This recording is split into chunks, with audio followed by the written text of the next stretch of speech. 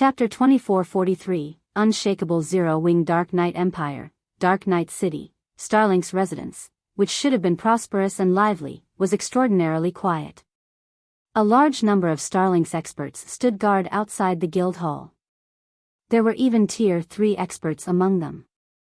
Not even guild members were allowed in the guild hall, much less outsiders. It was an unprecedented level of security. Only 3 people were currently in the guild hall: Lu Xinglua, Nine Dragons Emperor, and an unknown player wearing a cloak. Since the third member of the group had hidden their identity with a black cloak, it was even impossible to tell whether the player was male or female. Not only was Nine Dragons Emperor unhappy about the third member's concealment during such a crucial meeting, but he was also shocked by how respectfully Lu Xinglua treated the third member of their party. Lu Xinglua led Starlink, a guild that had the power to develop on both main continents simultaneously. Although Starlink wasn't as powerful as a super guild, it had even more potential than ordinary super guilds. And yet, Lu Xinglua was letting someone lord above him. It was unbelievable. Now that we've concluded our discussion, does your side have any problems? Lu Xinglua asked Nine Dragons Emperor. None. Those people should be inside Stone Forest City by now. Once the combined army lays siege to Stone Forest City, they'll use everything they have to secure the City Lord's mansion. Once they've done their job, our alliance will have an advantage in the negotiations with the various superpowers, Nine Dragons Emperor confidently replied. To capture Stone Forest City and topple Phoenix Rain from her pedestal, Nine Dragons Emperor had invested much in this upcoming operation. He had even offered huge concessions to the Black Dragon Empire's dark forces and gathered nearly 100 Tier 3 experts. He had vetted the experts thoroughly, ensuring that they were in no way connected to other superpowers. With this, he wouldn't have to worry about Zero Wing stopping the group outside of Stone Forest City. Zero Wing's relationship with the various superpowers was quite tense, after all. No one would be surprised if the guild denied entry to members of non-allied superpowers. However, Zero Wing would lose public favor if it didn't allow these Tier 3 experts, who weren't associated with the various superpowers, into the city. By doing so, it would upset the various ordinary powers Tier 3 experts and independent Tier 3 experts. If that happened, the guild's situation would become even more precarious. Not only would it have to face the various superpowers, but it would also have to worry about the game's ordinary powers and independent experts. As Nine Dragons Emperor finished his statement, the mysterious player beside him received a message. Nine Dragons Emperor watched the cloaked player's atmosphere change as they read it. Although he couldn't see the mysterious person's appearance, he was more than capable of sensing someone's emotional shifts as a peak expert. Dragon Pavilion Master, you've worked hard for this, but I'm afraid that Starlink will be withdrawing from the operation, the mysterious person declared without bothering to discuss the situation with Lu Xinglua. What do you mean? The declaration confused Nine Dragons Emperor. Have you given up on Stone Forest City? They had already laid the groundwork to cut off Stone Forest City's profits. They were only waiting for the various superpowers' combined army to siege the city, yet this mysterious person had suddenly decided that Starlink would stay out of the fight. This cloaked player had to be toying with him. The announcement stunned Lu Xinglua, as well. He couldn't understand why the mysterious person had chosen to forsake the opportunity to secure a gold mine like Stone Forest City. No, I simply doubt this operation's chances of success, the mysterious person explained, shaking their head. How can it fail? I admit that Zero Wing is very strong, but it's nothing compared to the various superpowers' joint army. Once my people secure the City Lord's mansion, Stone Forest City will be ours for the taking. Nine Dragons Emperor snarled, furious. I don't mind allying with the other superpowers if Starlink intends to give up, but you'd better not regret your decision. Regret? The mysterious person could not help but chuckle. If you think you can find a new partner, Dragon Pavilion Master, feel free, but I'm sure that no superpower in God's domain will want to work with you.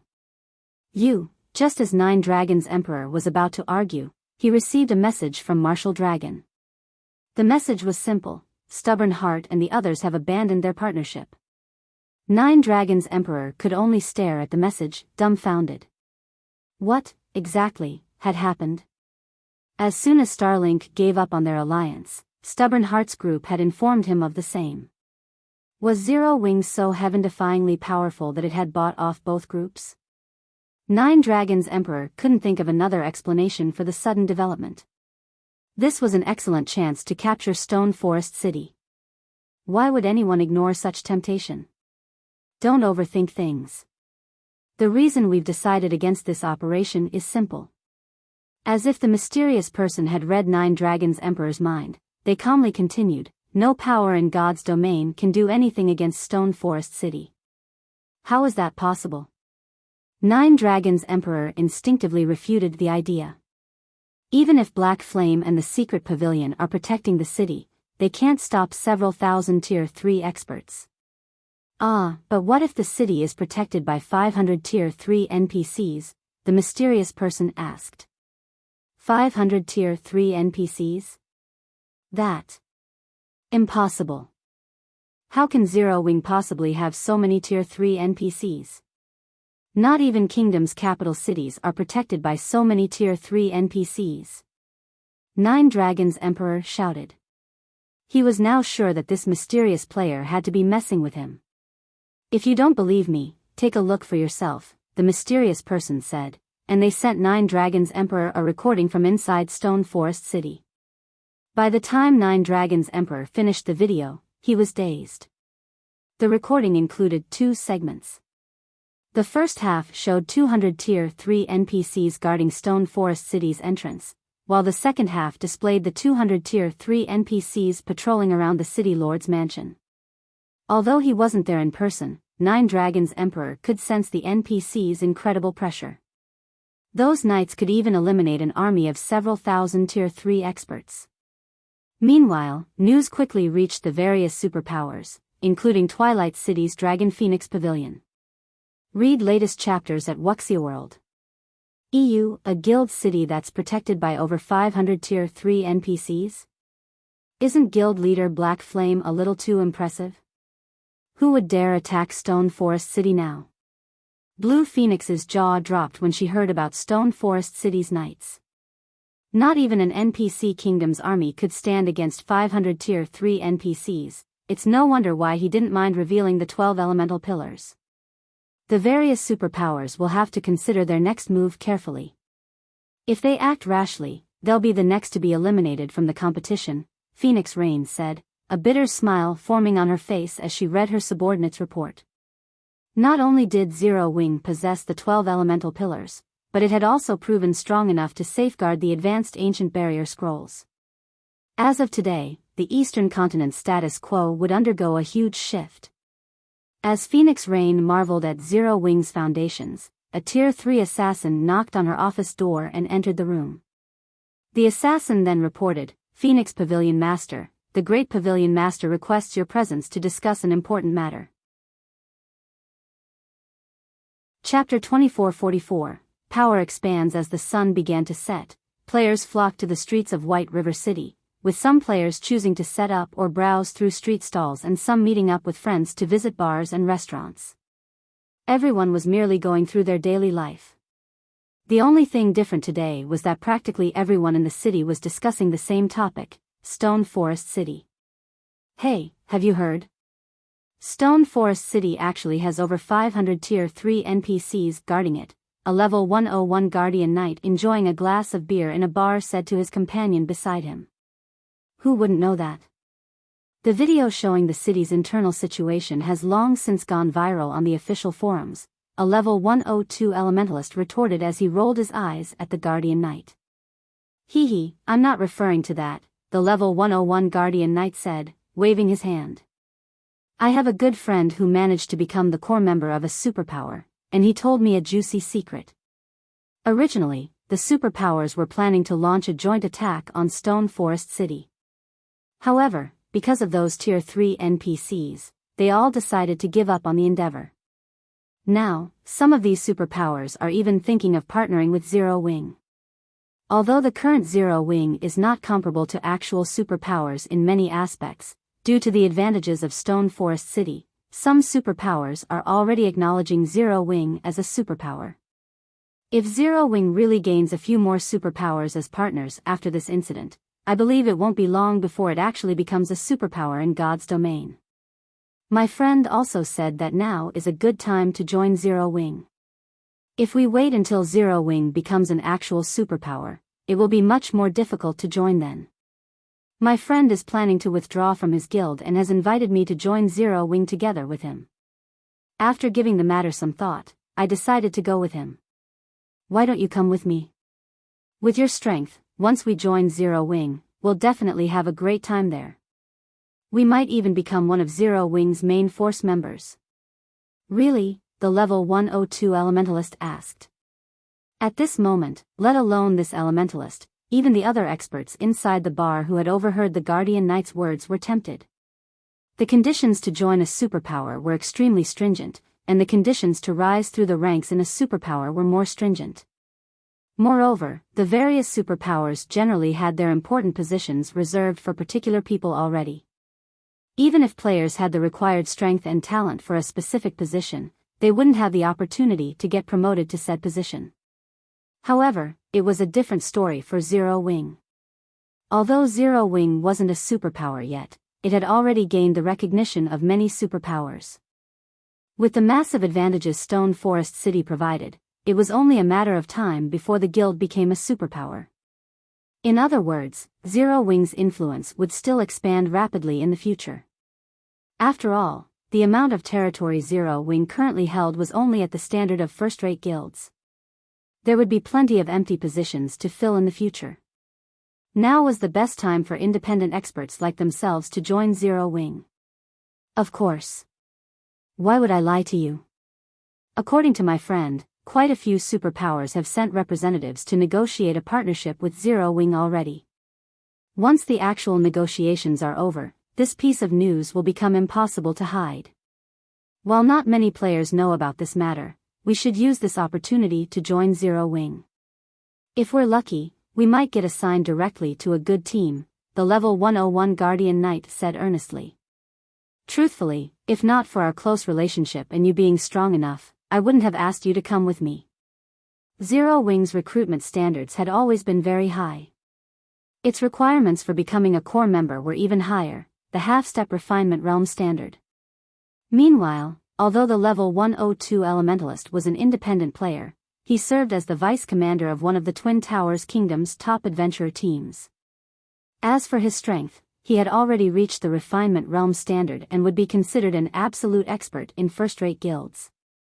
He would have no problem joining the main force of first-rate guilds.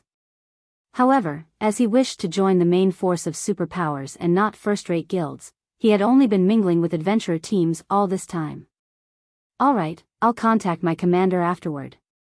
Once I've settled my affairs, we'll apply with Zero Wing, the level 102 elementalist said, nodding after seeing the earnest look on the Guardian Knight's face. At the same time, desire and anticipation also surfaced in his eyes. After overhearing the level 102 elementalist agree to the Guardian Knight's suggestion to join Zero Wing, the other experts inside the bar were tempted by the proposition as well. Zero Wing's strength and foundations had already received the recognition of many superpowers. This was an excellent opportunity for independent experts like themselves to elevate their position in God's domain. If they seized this opportunity, they could become famous individuals in kingdoms and empires. They might even get to become the ruler of a city, at which point, their lives would thoroughly change. After all, many major corporations were investing astronomical sums into God's domain right now. Moreover, God's domain had also started affecting the various industries in the real world. Meanwhile, during the time White River City's expert players were gravitating toward joining Zero Wing, an heroic woman was currently observing Zero Wing's residence from an advanced restaurant nearby. Vice Guild Leader, those people have stated that they are powerless over this matter. Unless we have some way of dealing with those Tier 3 NPCs, they aren't willing to take action, a tall man exceeding 2 meters in height reported after entering the private room the beautiful woman occupied. How interesting. It seems Zero Wing really has kept a lot of secrets hidden. When Cold Shadow heard her subordinates report, not only did she not react in rage, but she even smiled. Since that is the case, we'll shift to Plan B. We'll give up on purchasing Zero Wing for now and search for a replacement on the eastern continent to fulfill the guild's task first. At the same time, notify the old instructor about this matter. Have him figure out a way to deal with Zero Wing in Fenglin City. Even if he can't deal with Zero Wing in God's domain, I refuse to believe that he can't do anything in the real world either. Although she did not know how Zero Wing managed to secure so many Tier 3 NPCs, no power in God's domain was capable of stopping mythology's progress, not super guilds, much less Zero Wing.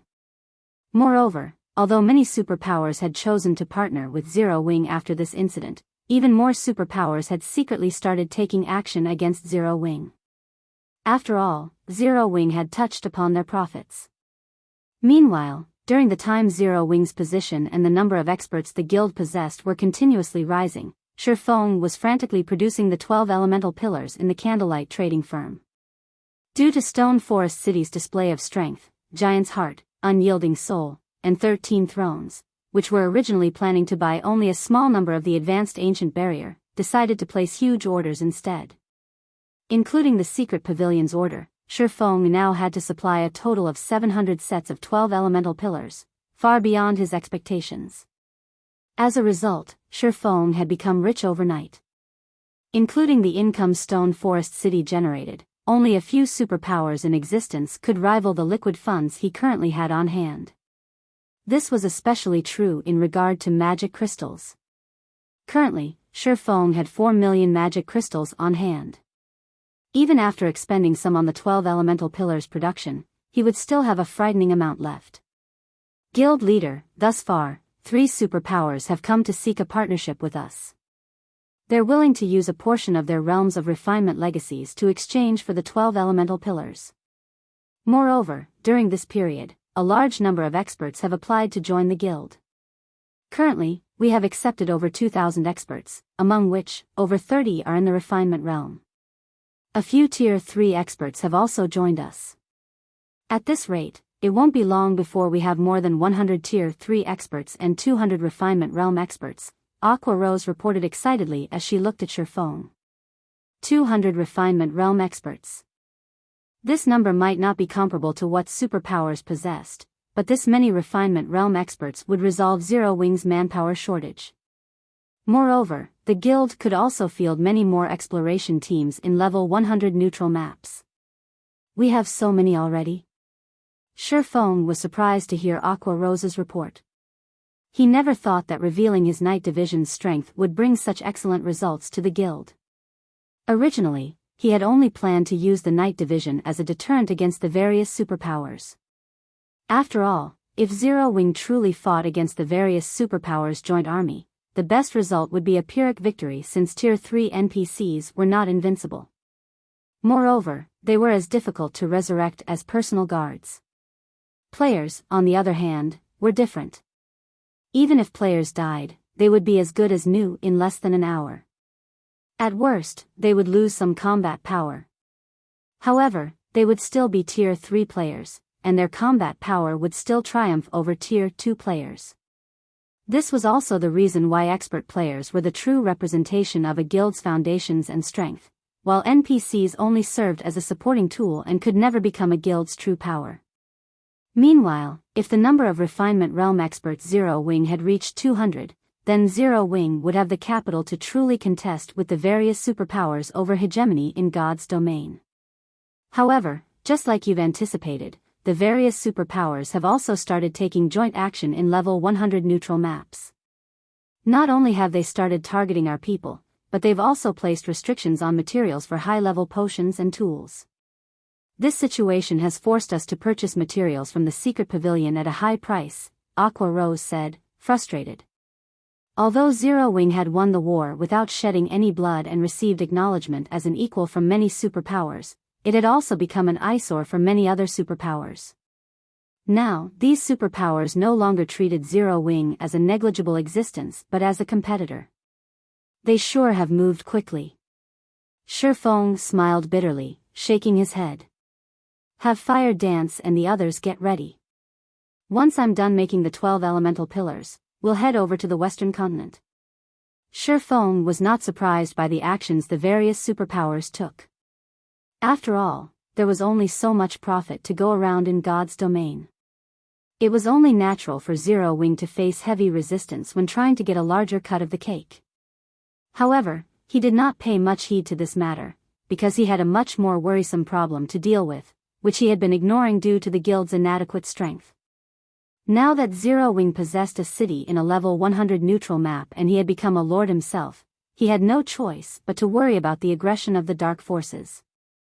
When that time arrived, dark players would thoroughly shed all pretenses with normal players. The dark forces were still inactive right now only because dark players had yet to truly start exploring level 100 plus neutral maps.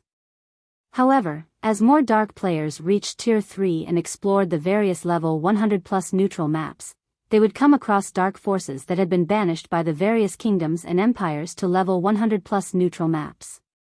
At that time, dark players' development would skyrocket, and city sieges and territorial battles between dark players and normal players would become commonplace.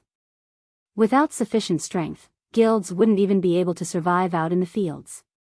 This was also the reason why some superpowers had gone out of existence after mainstream players started reaching level 100 and beyond.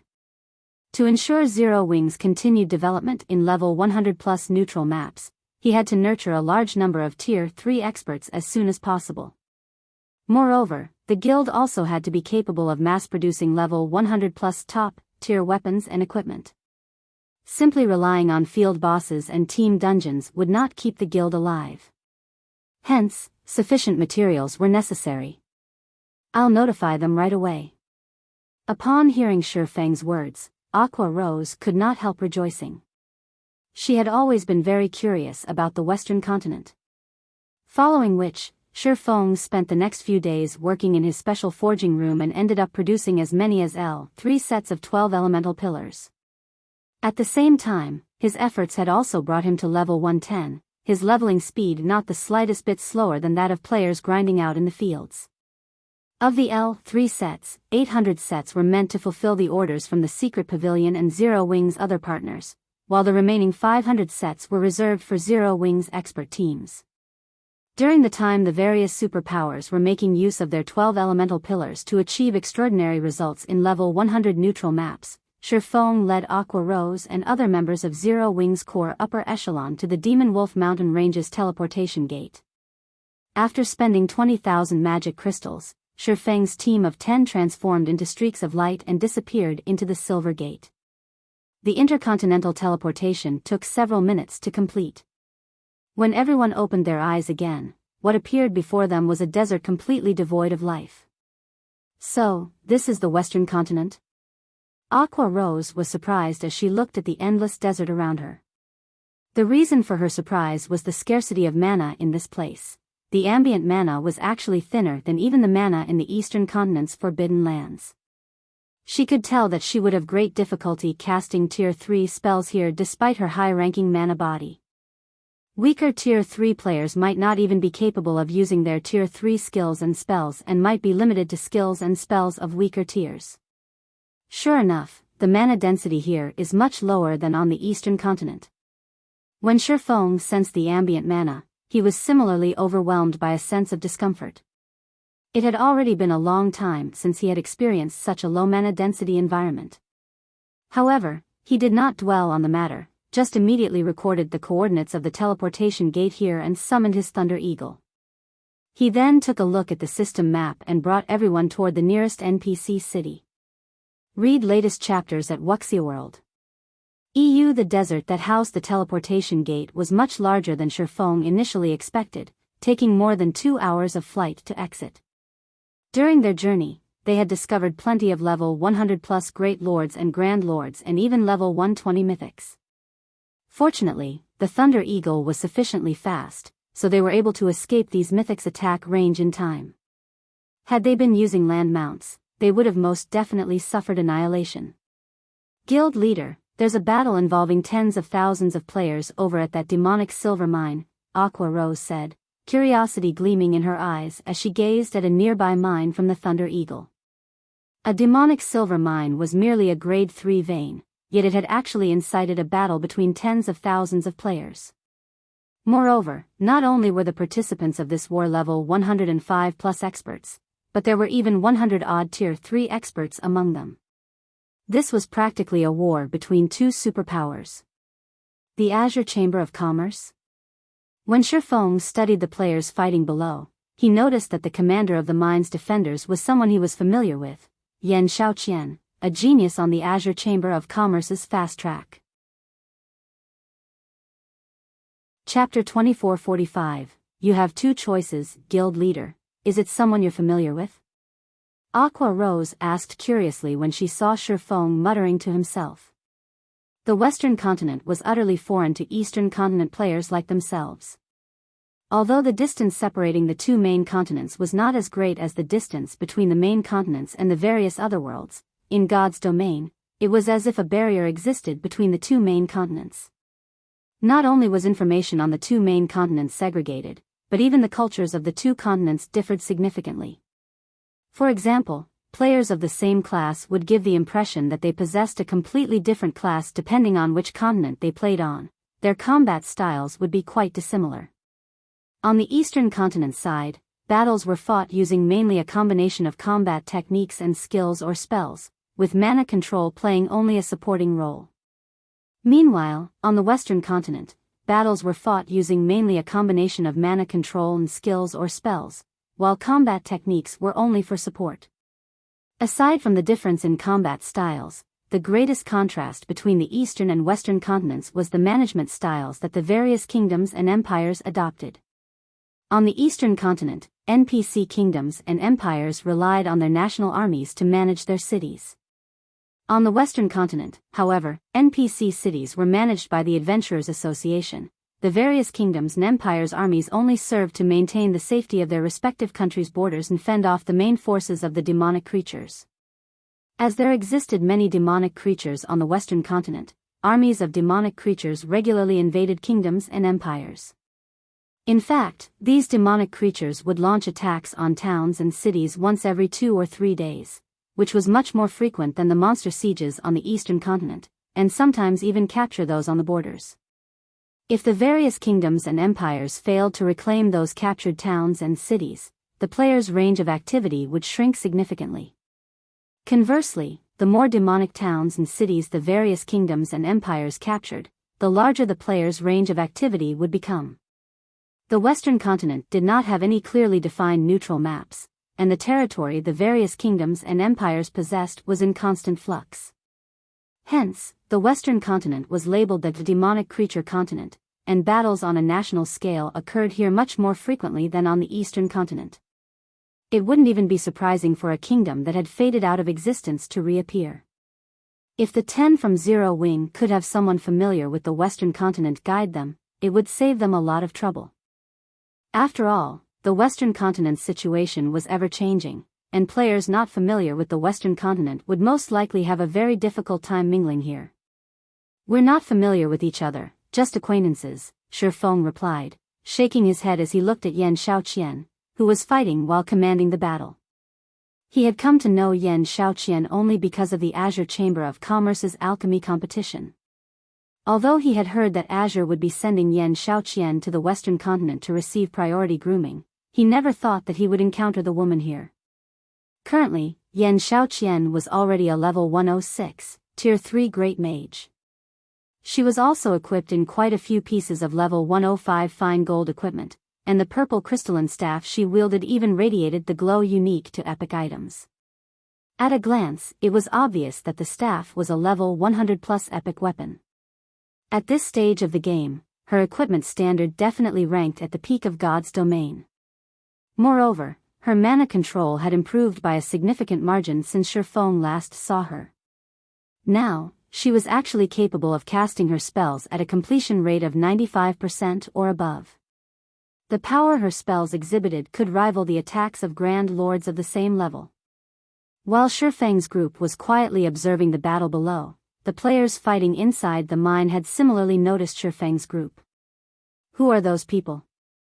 Don't they know that this is a battle between Azure and Divine Tribe, a tier 3 Berserker King, who was an elder of the Azure Chamber of Commerce, muttered, a frown forming on his face as he looked at the players atop the Thunder Eagle. At this point, even the various superpowers of God's domain still couldn't afford to underestimate Tier 3 experts.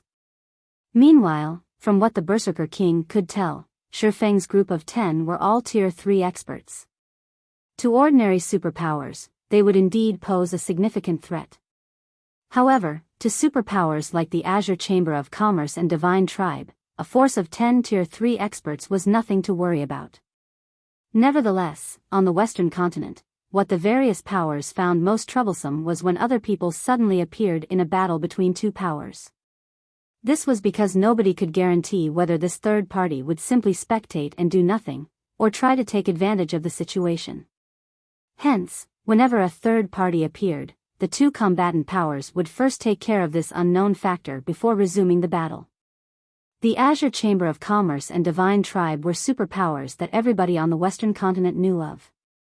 Now, however, someone had actually ignorantly barged into their battle. Black Flame? Why is he here? Yan Xiaoqian revealed an astonished expression when she spotted Feng sitting on the Thunder Eagle. Doesn't he operate on the Eastern continent? Yan Xiaoqian had a very strong impression of Feng. After all, Zero Wing was responsible for her loss to Silent Wonder during Azure's alchemy competition, which, in turn, lost her family the ruling rights to the chamber. Aside from that, Feng's identity as a Tier 3 player had also shaken the entire competition venue.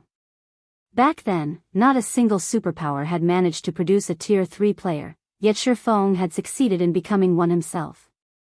Even Long Xianglong, one of Azure's Grand Elders, had taken the initiative to acknowledge defeat against Feng. This was something unprecedented. Moreover, she had previously inwardly ridiculed Feng for being so foolish as to give up on partnering with Azure and toss away an excellent opportunity to obtain the Western continent's resources. Hence, she never thought that Feng would actually appear on the Western continent now. Xiaoqian, do you know them? The Berserker King Elder asked when he noticed the shock on Yan Xiaoqian's face. At this point, Yan Xiaoqian was a future Grand Elder that the Azure Chamber of Commerce was nurturing vigorously. Although she was currently only an ordinary elder, her position, combined with her identity, granted her a status that was far superior to ordinary elders. She was well within her authority to argue with even the chamber's vice-guild leaders. If Feng's group were Yan Xiaoqian's acquaintances, then the Azure Chamber of Commerce would overlook the group's transgressions. However, if they weren't acquainted, then Azure definitely wouldn't let the group off the hook. We're somewhat acquainted. To be precise, they are Silent Wonder's friends, Yan Xiaoqian said after giving the matter some thought. If possible, Yan Xiaoqian really did not wish to acknowledge her acquaintance with Feng. After all, Silent Wonder was her rival, and Zero Wing was Silent Wonder's supporter. Wonder's friends? When the Berserker King Elder heard Yan Xiaoqian's words, the hostility in his eyes disappeared. However, this matter will be problematic. Divine Tribe's side definitely won't let them off the hook. The Long family had already acknowledged Silent Wonder as its future heiress. Since the Long family now held the ruling rights for Azure, Silent Wonder's position in the chamber was higher than even the chamber's Grand Elders. Hence, any friend of Silent Wonder's was naturally Azure's friend as well. Only, as they were currently busy defending the mine, they could not spare any manpower to rescue Feng's group. Just as the Berserker King Elder finished speaking, Divine Tribe's army dispatched a force of several hundred players to intercept Feng's group. Among these players, as many as 20 were Tier 3 players. And leading this detachment was McCaffrey, the vice-commander of one of Divine Tribe's trump-card legions. Due to his special legacy, McCaffrey possessed a gigantic body 3 meters tall, which earned him the nickname Morning Giant. Even Tier 3 domain realm experts couldn't last very long in a fight against him. In the next moment, the giant bat McCaffrey rode arrived before Feng's group. As he glared at Feng's group, the dark aura enveloping his body made the surrounding space uncomfortably hot. I don't know who you people are, but since you dared set foot into Divine Tribe's battlefield, then don't think you can leave easily, McCaffrey said in a rough and deafening tone. You all have 2 choices. The first is to apologize and hand over 10 pieces of level 100 plus fine gold equipment as compensation. As for the other option, believe me, you will not like it very much. Upon hearing McCaffrey's words, the Divine Tribe members around him sneered as they looked at Feng's group. At the same time, they also took out magic scrolls to seal the surrounding space and track the souls of Zero Wings members. Read latest chapters at Wuxia World. It was obvious from the actions of Divine Tribe's members that they were proficient in fighting against players that possessed flying mounts. However, to the surprise of Divine Tribe's members, Feng and his companions remained indescribably calm even after hearing McCaffrey's friendly warning. In fact, there was even a hint of pity in their eyes. What's going on? For a moment, Divine Tribe's members were confused as to which side was stronger and which was weaker in this confrontation. I'll give you two choices as well, then. The first is to apologize and pay compensation. I don't want much, just 100 pieces of level 100 plus fine gold equipment will do. As for the other option, I believe you won't like it very much either, Feng retorted, his mouth curving in a calm smile as he swept his gaze over Divine Tribe's members. Chapter 2446, Repent. As soon as Feng finished speaking, silence fell over the area as Divine Tribe's members gawked at Feng, their eyes wide in shock. Feng had not spoken very loudly. Ordinary players standing 20 yards away from him wouldn't have been able to make out his words. However, everyone present was an expert. Their five senses were far superior to ordinary players, so they heard Feng's words just fine. Despite that, however, Divine Tribe's members still could not help but wonder if they had heard wrong. After all, how could there possibly be anyone that would dare speak to Divine Tribe in such a manner?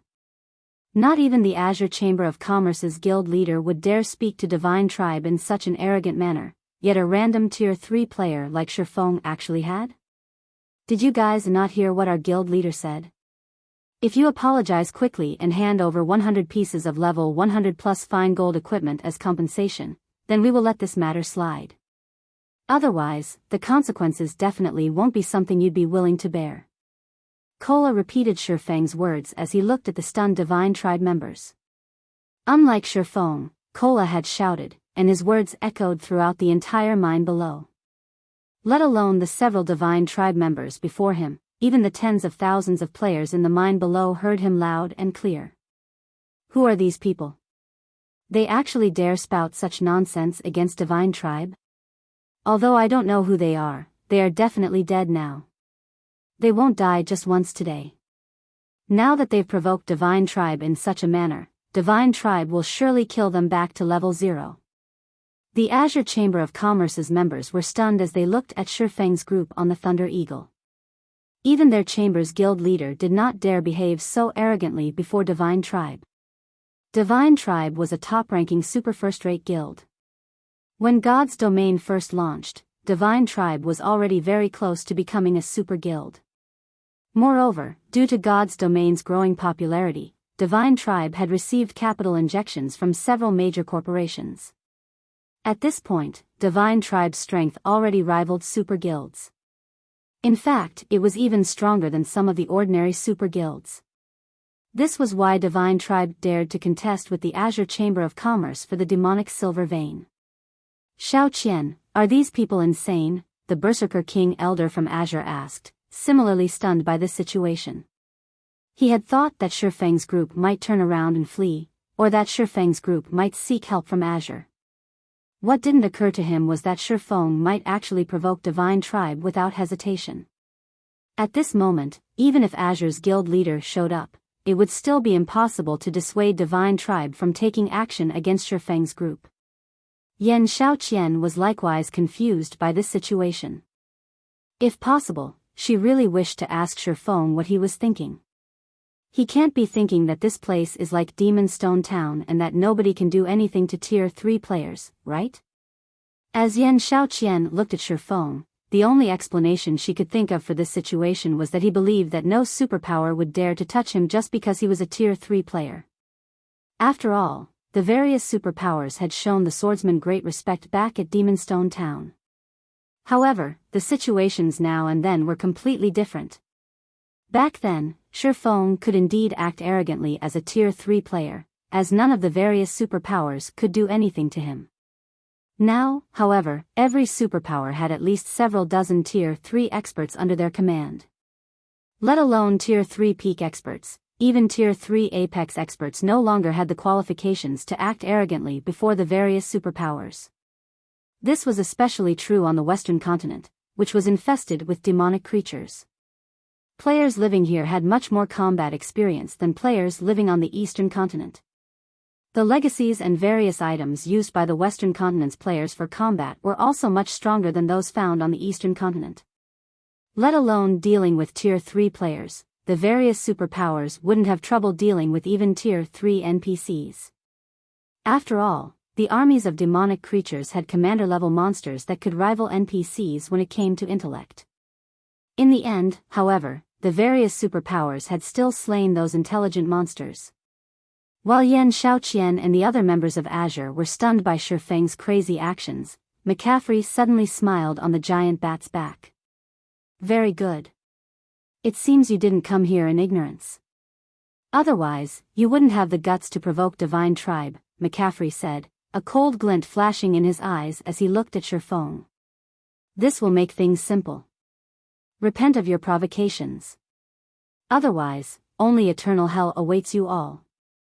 As soon as McCaffrey said so, the several Divine Tribe experts around him activated the magic scrolls in their hands, not only sealing the surrounding airspace but also placing a tracker on the souls of Feng's group. This way, even if Feng's group died and resurrected somewhere else, they could still track down the group. At the same time, the several hundred Divine Tribe Tier 2 experts positioned on the ground beneath the Thunder Eagle formed multiple magic arrays and cast large-scale combination spells. Several fire pillars and lances of light immediately emerged from the ground and flew straight at Feng's group, the power of these spells not the slightest bit weaker than the Tier 3 spells of actual Tier 3 players. In fact, some of these spells could rival even Tier 4 spells in terms of power. Boom. Boom. Boom. For a moment, the airspace the Thunder Eagle occupied turned into a sea of flames. The shockwaves from the explosions were palpable even over 100 yards away. What a waste. Originally, these spells were supposed to be used on Azure's Tier 3 peak experts. Now, we're actually squandering them on these people, a Tier 3 red-haired, female elementalist standing behind McCaffrey said, clicking her tongue. 10 days ago, Tier 3 players were indeed existences that the various superpowers could not afford to underestimate. However, the situation was different now. The various superpowers had secured not only the means to resist Tier 3 players but also the means to kill Tier 3 players. In the face of a combination spell cast by 30 Tier 2 players, even monstrously strong Tier 3 players would fall if they were careless. Not to mention, they had used 7 of such combination spells this time. Alright, get ready to use the raised dead scrolls and resurrect them. I want to let them know how foolish it is to provoke Divine Tribe. McCaffrey said, gesturing at the players holding raised dead scrolls to move forward.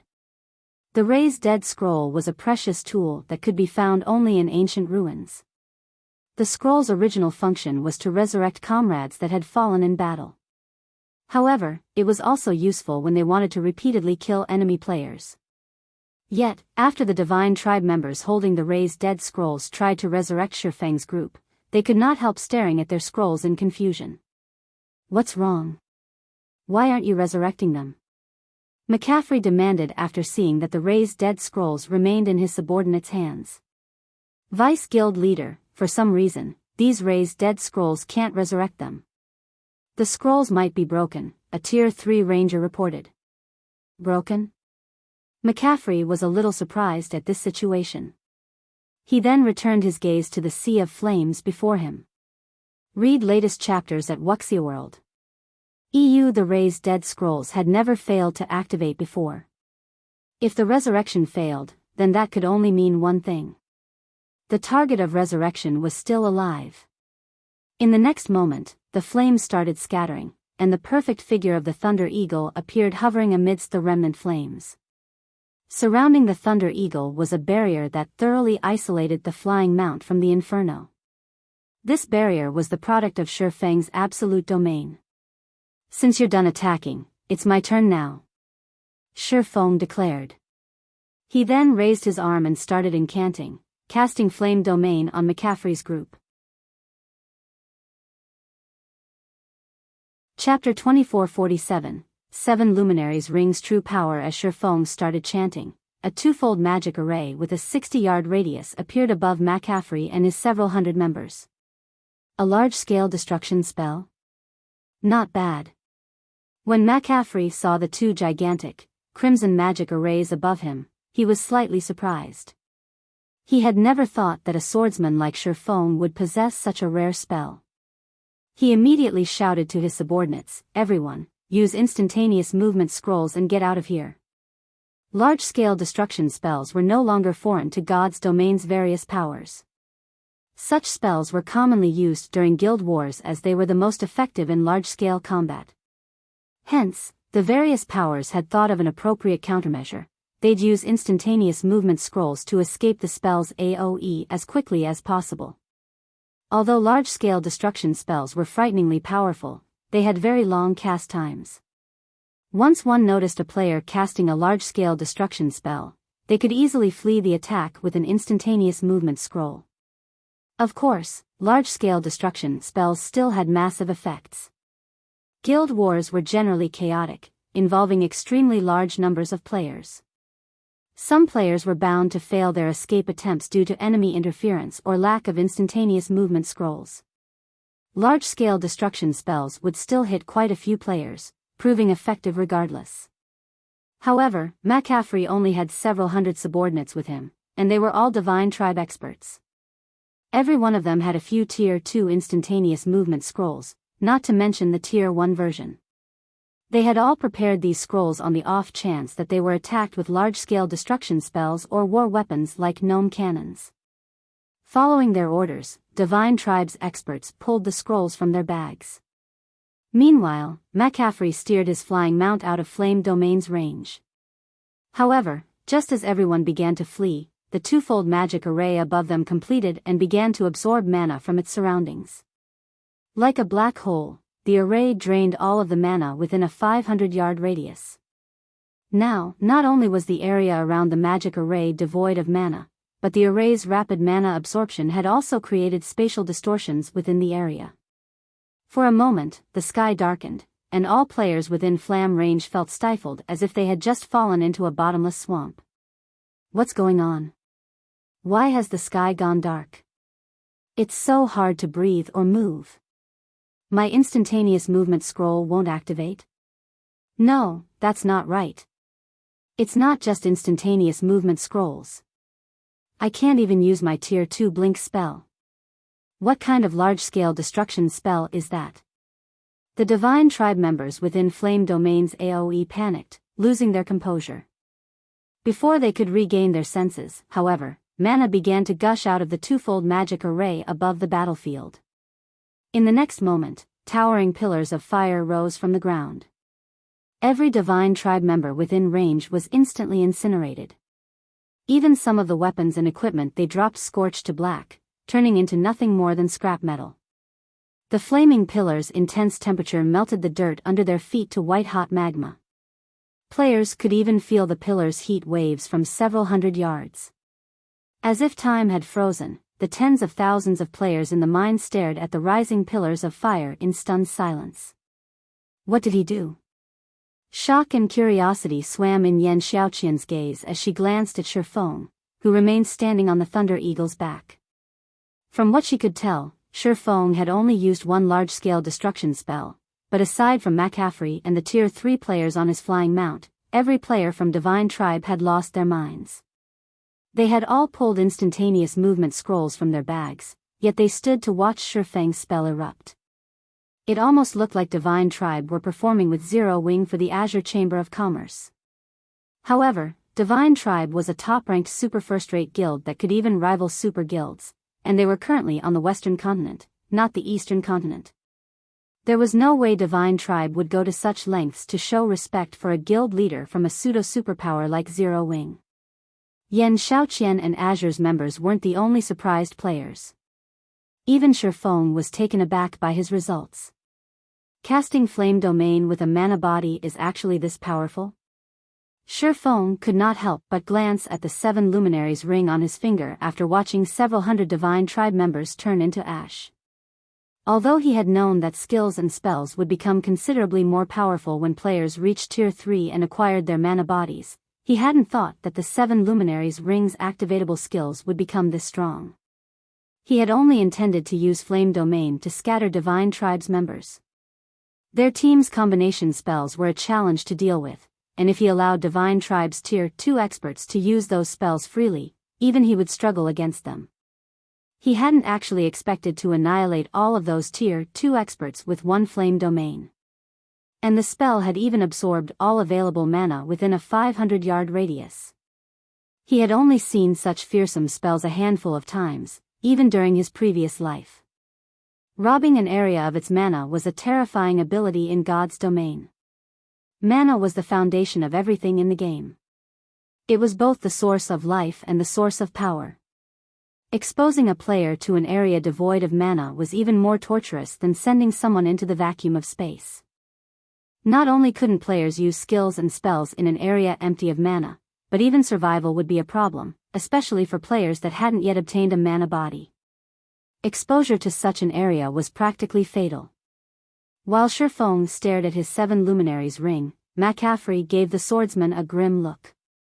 This was the first time he had encountered a spell that could eliminate several hundred of his Tier 2 subordinates without giving them the chance to flee. Vice Commander, the spell that player just used is too powerful. It had devoured all mana within its range.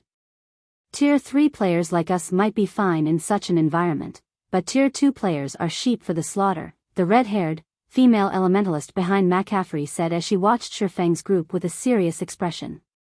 Read latest chapters at Wuxia World. The other Tier 3 experts from Divine Tribe began to observe Feng's group carefully, as well. They no longer dared to write off the strangers as ignorant challengers. With Feng's large-scale destruction spell, they wouldn't be able to rely on Tier 2 experts in an attack against Feng's group. They could only rely on Tier 3 experts like themselves. Unfortunately, Tier 3 experts were still incredibly rare. Gathering enough of them to defeat Feng's 10 Tier 3 experts would be a major challenge, especially if Feng and his companions focused on fleeing. Suddenly, Feng looked up at McCaffrey and asked, "Do you want to continue?" His goal in visiting the Western continent wasn't to start a war with Divine Tribe. He had merely come across these players by chance. If Divine Tribe's team hadn't picked a fight, he would have already left this godforsaken place. Chapter 2448, Divine Tribe shocked. Although Feng hadn't spoken very loudly, McCaffrey and his companions had heard him clearly, and the question enraged them. They had been confident that they could make Feng's group pay for foolishly provoking Divine Tribe, yet in the blink of an eye, the swordsman had slain several hundred of Divine Tribe's Tier 2 experts. They had been able to bear the events up until now, but Feng had just gone too far. Feng's tone had contained sympathy and compassion for those he saw as weaker than himself. He wasn't even treating them as enemies, but as a negligible distraction that he had no interest in. This was humiliating, an absolute embarrassment. Insane. Black Flame must be insane. Yan Xiaoqian, who watched through a magic mirror, stared with wide, shocked eyes. She couldn't fathom how Feng had become Zero Wing's guild leader with his personality. Rather, she was surprised that Feng had survived this long in God's domain. It was a fact that Feng had shocked McCaffrey with the power of his flame domain. The spell's effects had even surprised Yan Xiaoqian. Meanwhile, the swordsman and his team had had more than enough time to leave the area via his flying mount. Had Feng done so, the stunned Divine Tribe members might have let him and his team go. Yet, not only hadn't Feng left, but he had also proceeded to provoke Divine Tribe further. Was Feng unaware that there were more than 7,000 Divine Tribe members in the mine, with more than 60 fully armed Tier 3 experts? Feng's large-scale destruction spell was certainly powerful, but all of such spells had very long cooldowns. Players would be lucky if they could use the same large-scale destruction spell twice in one battle. The watching players had only been stunned because it had been so long since a single large-scale destruction spell had slain hundreds of Tier 2 experts on the Western continent. Once Divine Tribe's experts regained their senses, they could easily destroy Feng and his Tier 3 experts. The army that Divine Tribe had sent to siege the mine was one of its reorganized trump card legions, which was powerful enough to capture a guild city on its own.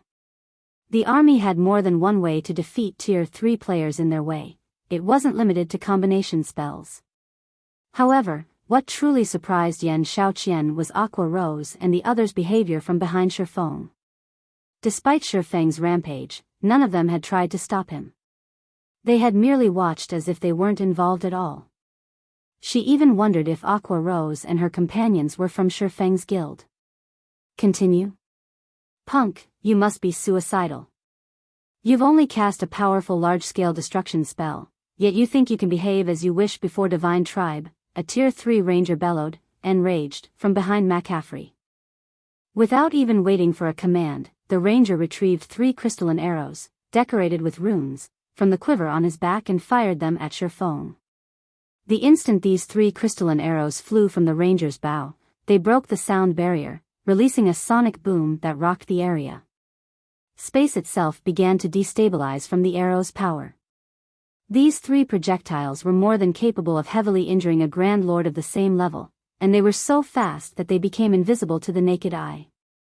I don't know who you people are, but since you've dared to provoke Divine Tribe, you will all die here today, the red-haired, female elementalist coldly hissed as she began to wave her fiery staff, casting the Tier 3 spell, Manifold Illusions, without chanting an incantation. The 3 crystalline arrows split into a dozen copies, all locked onto Feng. Not only were the arrows impossible to differentiate, but they also became more powerful. What? That Crimson Witch has mastered the spell combination technique? Yan Shaoqian exclaimed when she saw the 12 arrows in her magic mirror. All magical class players dreamed of mastering spell combination at this stage of the game. Mastering the technique was even more difficult than mastering double speed casting, rivaling bronze combat techniques. Not even Yan Shaoqian had managed to unravel the technique's introductory concepts. Throughout Azure, only the Chamber's chief elementalist had mastered the technique, but the elementalist was a true, old monster. Even Duan Hanshan, from the Duan family, had to treat the old monster with respect. Ordinary domain realm experts simply couldn't hope to compare.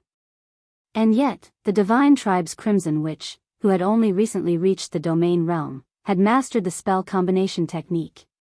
If players could pull the technique off, combining a spell with another spell or skill, the resulting attack would undergo a qualitative transformation and become powerful enough to transcend tiers. This was why all magical class players fought to master the technique. Just as the 12 arrows were about to reach their mark, Feng unsheathed Killing Rain brandished the sacred sword at the incoming projectiles. Shocked secret technique, lightning flash. Pung. Pung. Pung. As if the arrows had slammed into an impenetrable wall, they exploded and fell out of the sky just short of their target. They hadn't even made it within 5 yards of Feng, much less injured the swordsman. Impossible. Crimson Witch's eyes bulged as she watched the arrows fall to the ground. That attack had been the combination of a Tier 3 spell and a Tier 3 skill. Although the combination hadn't been perfect, the attack had enough resulting power to rival a blow from a Grand Lord-ranked archaic species of the same level. Even if the attack couldn't instant-kill a Tier 3 player, it should have been enough to send one flying. What, exactly, had just happened? Everyone watching was dumbfounded, especially Divine Tribe's Tier 3 experts. None had a better idea of how powerful Crimson Witch's spell combination technique was than they did. Even McCaffrey, their Legion's vice commander, would have to activate a berserk skill to defend himself against that attack. However, Feng hadn't even used a skill or spell to counter the arrows, much less a berserk skill. A peerless monster? McCaffrey's expression darkened when he saw Feng and scathed. The title of Peerless Monster had only come into fashion after many expert players had reached Tier 3. Many powers still weren't sure of what the title meant or referred to, but a superpower like Divine Tribe was fully aware of what it meant. Read latest chapters at Wuxia World. EU Divine Tribe had witnessed the strength of peerless monsters before. Peerless monsters were extraordinarily strong experts that could single-handedly defeat a team of 100 Tier 3 experts, the strongest team the various superpowers could currently field. McCaffrey couldn't think of another explanation for how Feng had stopped Crimson Witch's spell combination without taking any damage. How is this possible? Is he really a peerless monster? When they heard their vice-commanders muttering, the Tier 3 experts in the area turned to stare at Feng in astonishment. Yan Xiaoqian's jaw dropped at the revelation. She couldn't bring herself to believe that Feng was truly one of the rumored peerless monsters. Chapter 2449, Feng's frightening team. Since McCaffrey had acknowledged the possibility that Feng was a peerless monster, everyone looked at the swordsman in a different light. Divine Tribe's members, in particular, no longer radiated their prior killing intents. Now, they only gazed at him in fear and awe. None of Azure's members were surprised, and they didn't ridicule Divine Tribe's members for being cowards. They were just as aware of how powerful Tier 3 peerless monsters were. Peerless monsters could stand on an equal playing field with God's domain's various superpowers, addressing these superpowers as individuals. They were undoubtedly the strongest experts that currently existed in God's domain. Experts could only look up to these peerless monsters for their raw power and techniques. Tier 3 experts were especially aware of how massive the gap was between them. To experts, peerless monsters were like heroes to NPC humans. Heroes' strength was beyond common sense, they were simply out of normal people's reach. Silent Wonder has actually forged a friendship with such an expert? It seems I'll have to speak with those old fellows. As Azure Chamber of Commerce's Berserker King Elder watched Feng from his magic mirror, his impression of Silent Wonder substantially improved. Although the Long family currently had the right to rule Azure, a majority of the Chamber's resources remained under the control of the Chamber's various shareholder families. These families were roughly on par in terms of strength, and no one would accept someone's rule when they were just as powerful. To gain more power, these shareholder families would try to convince unaffiliated guild elders like him, which were the Chamber's main combatants, to support them. Naturally, this gave the guild elders a plethora of options.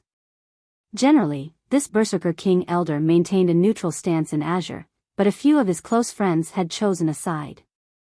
One of them refused to support the Long family and tended to vote against its wishes. Before today, he had never cared about what that friend did.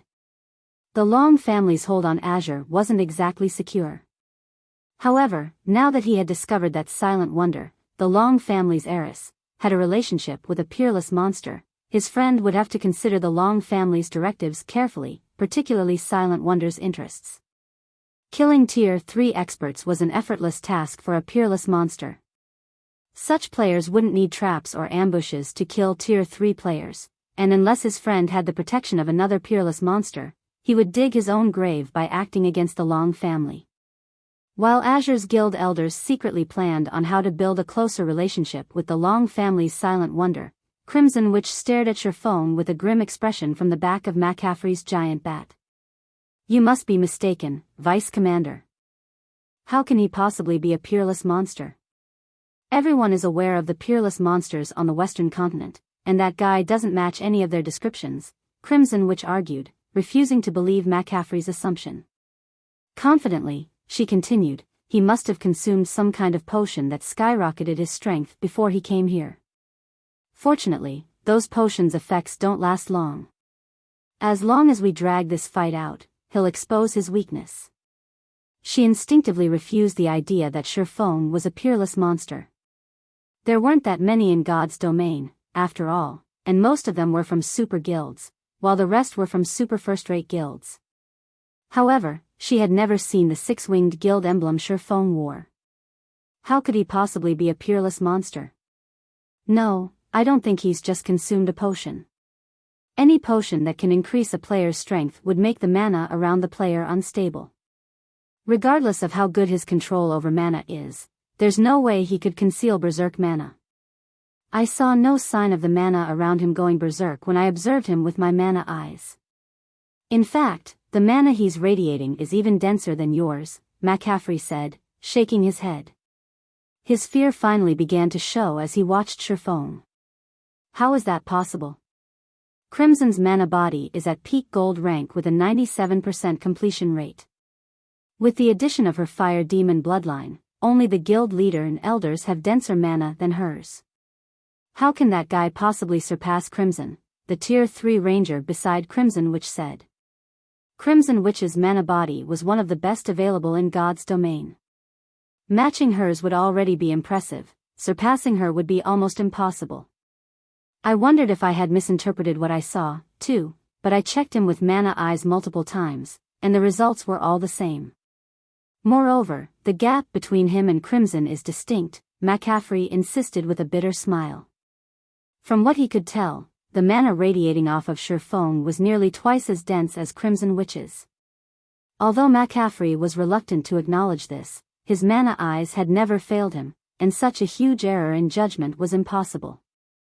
A strong mana body wasn't proof of one's strength, but anyone that could create a mana body as powerful as Feng's couldn't be weak.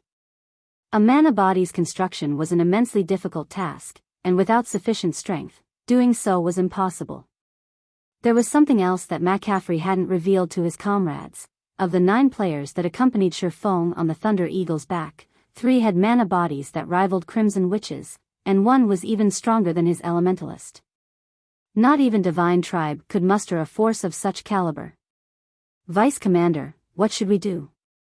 We can't simply apologize and offer compensation, can we? The Tier 3 Ranger asked. They were members of Divine Tribe, a super first-rate guild that rivaled super guilds. If word got out that they had apologized and offered someone compensation, the guild's reputation would suffer. It seems we have no choice but to fight with everything we have. Prepare to use that Tier 4 Hero's summoning scroll, McCaffrey said after taking a deep breath. The guild leader went to great lengths to persuade the various Grand Elders to give that to us, Vice Commander. If we use it here, Crimson Witch grew anxious upon hearing McCaffrey's command. The Tier 4 Hero's summoning scroll in their possession was the only one Divine Tribe possessed. The guild leader would never have fought to acquire it for them if not to ensure that they captured the Azure Chamber of Commerce's demonic silver vein. It was a trump card that could destroy or protect a city. Using it against Feng's group would be a huge waste. We have no other options, McCaffrey growled in frustration. He didn't want to resort to using the Tier 4 Hero's summoning scroll either, but he had no choice. Once we use the scroll, they will flee. We'll use the opportunity to withdraw. When McCaffrey finished speaking, he gritted his teeth and took an ancient scroll inscribed with purple gold divine runes from his bag. The moment he revealed the scroll, the mana density around him rapidly increased. You really want to continue this? Feng's gaze hardened when he saw the magic scroll. He couldn't tell what kind of scroll it was, but his instincts informed him that it was a massive threat. That scroll was even more dangerous than level 100+ mythic monsters. It may have felt dangerous, but of course, he wasn't afraid of it. He had plenty of magic crystals on him right now. If worse came to worst, he could use the Hero's Tome and summon a Tier 4 hero to protect him. As everyone waited for the battle to break out in the sky, a deep, resonant voice spoke up. Afre, let's forget about this issue. Compensate this traveling expert with 100 pieces of level 100+ fine gold equipment. Suddenly, a teleportation portal opened in the air, and a twin-headed pterosaur emerged. This twin-headed pterosaur was colossal, even larger than the Thunder Eagle. An old man in clean, white robes stood on the pterosaur's back, and despite his elderly appearance, he felt as formidable as a mountain. The pressure he exuded felt stifling to those in his presence. Light Saint Adolphe? The Great Elder? Both Divine Tribe's members and the players from the Azure Chamber of Commerce were stunned when they saw the old man. McCaffrey's group was about to speak up, but the old man silenced them with a glare. His intense pressure shut them up, and they obediently handed over 100 pieces of level 100 plus fine gold equipment. The situation utterly stupefied Feng. He had never expected the divine tribe to act so decisively. His comment had been in passing. After all, they were talking about 100 pieces of level 100 plus fine gold equipment. With so many top-tier items, they could transform a 20-man team. Moreover, purchasing level 100 plus fine gold from the market was currently impossible. One could only barter for a trade. Out of blows, friendship grows. May I know if you might be interested in visiting Divine Tribe's Silver Lion City in the Silver Moon Empire? Adolf politely asked Feng. That won't be a problem. I'd be more than delighted to, Feng said, nodding. He had no qualms with Divine Tribe, and since the guild was willing to go out of its way to show him respect, he wouldn't behave boorishly. Moreover, his primary goal in visiting the Western continent was to visit the various NPC cities and gain an understanding of the Western continent's situation. If Adolf were willing to guide him, he wouldn't refuse the wonderful offer. Please, follow me, Adolf said before leading Feng's group toward the nearest NPC city and leaving McCaffrey and Divine Tribe's other dumbfounded members behind. Read latest chapters at Wuxia World. EU Azure's members were just as flabbergasted by the development. What's going on? Who are those people? A moment ago, Feng had annihilated several hundred Tier 2 experts from Divine Tribe, yet not only had Divine Tribe willingly compensated Feng with 100 pieces of level 100 plus fine gold equipment, but Adolf, one of the guild's great elders, had also personally invited Feng to visit Divine Tribe's main headquarters. Not even Superpower's guild leaders received such generous treatment. The situation even confused McCaffrey and his subordinates, let alone Yan Shaoqian and the rest of Azure's members. Even if Feng were a peerless monster, was it necessary to go to such lengths to please him? Chapter 2450, A City. Shortly after Feng's group left, the situation in the demonic silver mine quieted down as everyone wondered about the identity of the group of strangers. He actually got an invite from Divine Tribe's Grand Elder? That guy must be extraordinary. It seems the Long family will rise through the ranks in the next annual competition, the Berserker King Elder from the Azure Chamber of Commerce thought as he gazed in the direction Feng's group had disappeared in. He also felt an urgent need to deepen his relationship with the Long family. If players wanted to grow rapidly in God's domain, resources were an absolute necessity.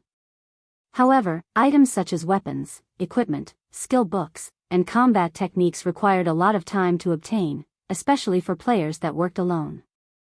If players wished to keep up with those on the front line while collecting these items, they'd need to accomplish everything, even if it meant working themselves to death. Hence, all expert players that wanted to grow stronger needed the support of a power, which would allow them to focus on leveling and improving their combat standards. Because of this, outcompeting experts with a power support became very difficult for independent players.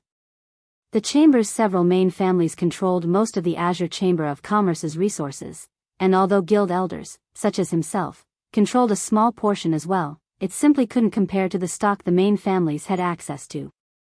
These families were responsible for founding Azure, after all, and they held a large portion of the Chamber's shares.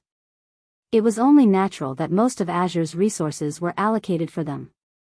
In reality, the annual competition between the shareholder family's younger generation was a means to determine how those resources should be allocated. The upcoming annual competition would be particularly fierce since the main families were planning to go all out. God's domain was gaining more influence in the real world with each passing day. The profits Azure could reap from the game would be magnitudes greater than what they had earned from past virtual reality games. Now that he learned that Silent Wonder had the support of a peerless monster like Feng, he could tell that her performance in the next competition would be extraordinary. This meant that the Long family would secure even greater resources from Azure than it received currently. So what if Black Flame came to the Western continent? I will defeat Silent Wonder in the next family competition. Yan Shaoqian glanced at the Berserker King Elder, overcome with disdain. Judging by his expression, he was considering sucking up to the Long family. Although she had neither expected Feng to be able to travel to the western continent, nor had she expected his impressive display of strength, he couldn't help silent wonder defeat her. The next family competition wouldn't be one of alchemy standards or equipment standards. Rather, it would be a competition of individual combat standards. Strength was everything in God's domain, and combat standards would determine whether or not one could acquire better resources. Not only was combat far more intense on the western continent than in the east, but it also had more effective legacies and resources that improved combat standards. Fighting the invading demonic creature armies was particularly helpful when training one's combat standards. Even if Zero Wing poured everything it had into Silent Wonder's development, she had no hope of matching Yan Shaoqian and the other geniuses from Azure, who fought and trained constantly in the West. This was exactly the reason that Long Xianglong had tried to bring Silent Wonder to the Western continent after the last competition, but Feng had laughably insisted that Zero Wing would be of more help to Silent Wonder than Azure, a power that could travel between the two continents. After Feng's group left, Azure and Divine Tribe ceased their fighting. McCaffrey, who was responsible for commanding the battle on Divine Tribe's behalf, was no longer in the mood for combat, and his troops had relaxed into a mild chaos. He had ordered everyone to retreat while he had returned to Silver Lion City with Crimson Witch and the others. He wanted to speak with the Great Elder and demand an explanation. Feng might be a peerless monster, but Divine Tribe wasn't some ordinary superpower. After offering such a major concession to a stranger, the guild would become a laughingstock among the Western continent's various superpowers.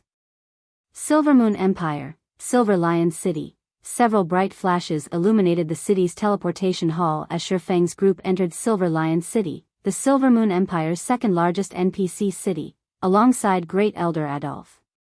The instant Feng and his entourage emerged from the teleportation hall, they realized that the Western continent's NPC cities were vastly different than those in the East. Even the city's atmosphere was different. So, this is a city on the Western continent? Surprised, Aqua Rose spun in a slow circle as she looked around her. On the Eastern continent, NPC cities generally had a peaceful atmosphere, but the energy in Silver Lion City was extraordinarily tense. It felt as if everyone, including NPCs, were constantly on guard and battle-ready. Moreover, the group was surprised to see that the city streets weren't patrolled by NPC soldiers.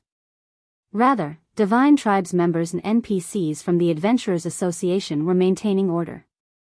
Players working for the association were even responsible for collecting the city's entrance fees. It seemed as if the city were managed by players, employed by the Adventurers Association. As Feng and the others followed Adolf through the city, they could sense nearby players' high combat standards. These players even had greater mana control than those on the Eastern continent. That was clear based on the magic scrolls available in the city's shops and street stalls. Although Eastern players sold magic scrolls as well, those were often low-quality items, mostly only Tier 1 magic scrolls. Tier 2 and 3 magic scrolls were still exceedingly rare. In Silver Lion City, however, Tier 2 magic scrolls were common items in shops on stalls. Some shops even sold Tier 3 magic scrolls and intermediate barrier scrolls, which were at least 50% cheaper than in the East. Of course, none of this surprised Feng. The Western continent had been embroiled in an endless battle against tides of demonic creatures since ancient times.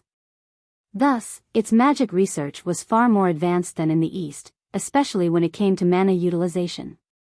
In fact, there were quite a few methods here that could improve a player's mana control and help players learn how to control mana.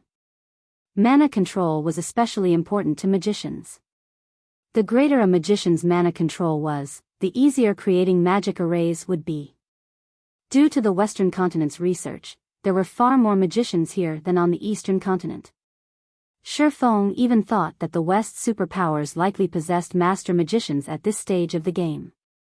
With so many players taking up the magician subclass, there was no lack of manpower to create magic scrolls and magic array scrolls. In addition, slain demonic creatures generally dropped attributed magic cores and other materials necessary for creating these scrolls. It was only natural that magic scrolls and magic array scrolls would cost much less than on the Eastern continent. Taking advantage of this fact, the Eastern Continent's powers that were capable of visiting the Western Continent always purchased magic scrolls and magic array scrolls in bulk before their return trip, trading a portion of the scrolls, while keeping the rest for themselves. This enabled them to make a profit while increasing their members' development speed. However, after fall of carrying Adolf to Silver Lion City's main street, even Feng was shocked by what he saw. The city was home to a large number of Tier 3 independent experts, and although there weren't as many as in Stone Forest City, there were a frightening number based on the typical players in the Eastern Continent's NPC cities. Moreover, many of these Tier 3 independent players' life ratings were just as astoundingly high. Feng had gained the same impression from McCaffrey's forces, although they were Divine Tribe's Tier 3 experts. There was nothing unusual about them possessing special bloodlines. However, Feng now realized that the same could be said for the West's independent experts. Guild leader Black Flame, you seem quite curious about our independent players' high life ratings, Adolf said, smiling when he noticed Feng's confusion. Indeed, I am very curious. Logically, tools that can improve a player's life rating should be incredibly rare. Only the various superpowers should have the ability to acquire such items. Even exceptionally powerful independent players should have a hard time acquiring those tools, yet here, so many of these independent players have accomplished the feat. It's truly surprising. Feng nodded. Honestly, this is why I stopped McCaffrey and invited you here, Adolf said, chuckling. Divine Tribe wishes to negotiate a long-term business arrangement with you, Guild Leader Black Flame. One of the aspects we intend to offer is the special bloodline, which can increase a player's life rating. May I know if you are interested? A business arrangement? It seems you have done your research, Great Elder Adolf, Feng said, smiling. I have. Even before McCaffrey reported your appearance to our main headquarters, I had investigated you and your guild thoroughly. There aren't many guilds that can outbid mythology, after all, Adolf agreed, nodding. I had never thought that you'd be capable of visiting the Western Continent, as well. If mythology learns about this, it'll likely be astonished. So, you stayed McCaffrey's hand to invite me to negotiate a partnership? Adolf's explanation surprised Feng slightly. He hadn't expected news from the Eastern Continent to make it to the West so quickly. There shouldn't be much contact between the two main continents at this stage of the game. Neither side had conducted any in-depth research on the other. Everyone was still busy with the goings-on on their own continent. How would anyone have enough time to care about something unrelated? Indeed. Very few powers in God's domain have the ability to travel between the continents.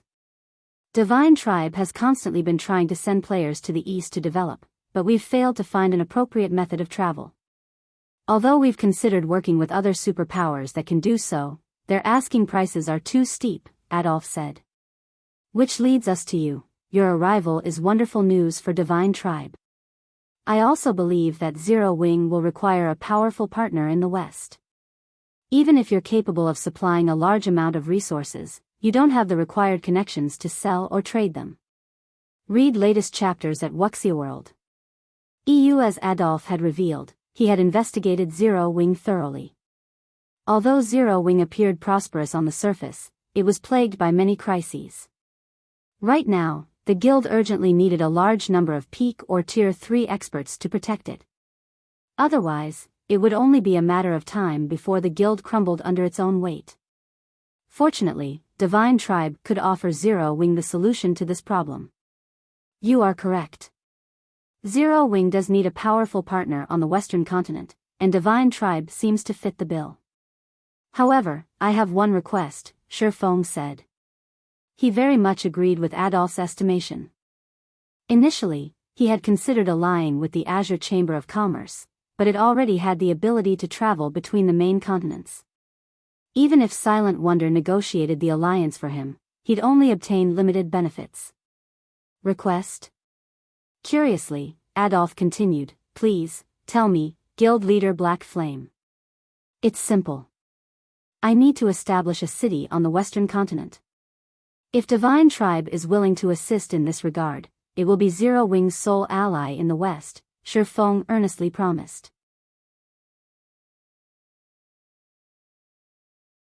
Chapter 2451, Western Continent Situation, Establish a City?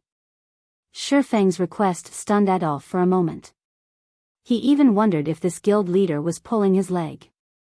If Yan Shaoqian had heard Feng, she would assume the swordsman had either lost his mind, or he was dreaming.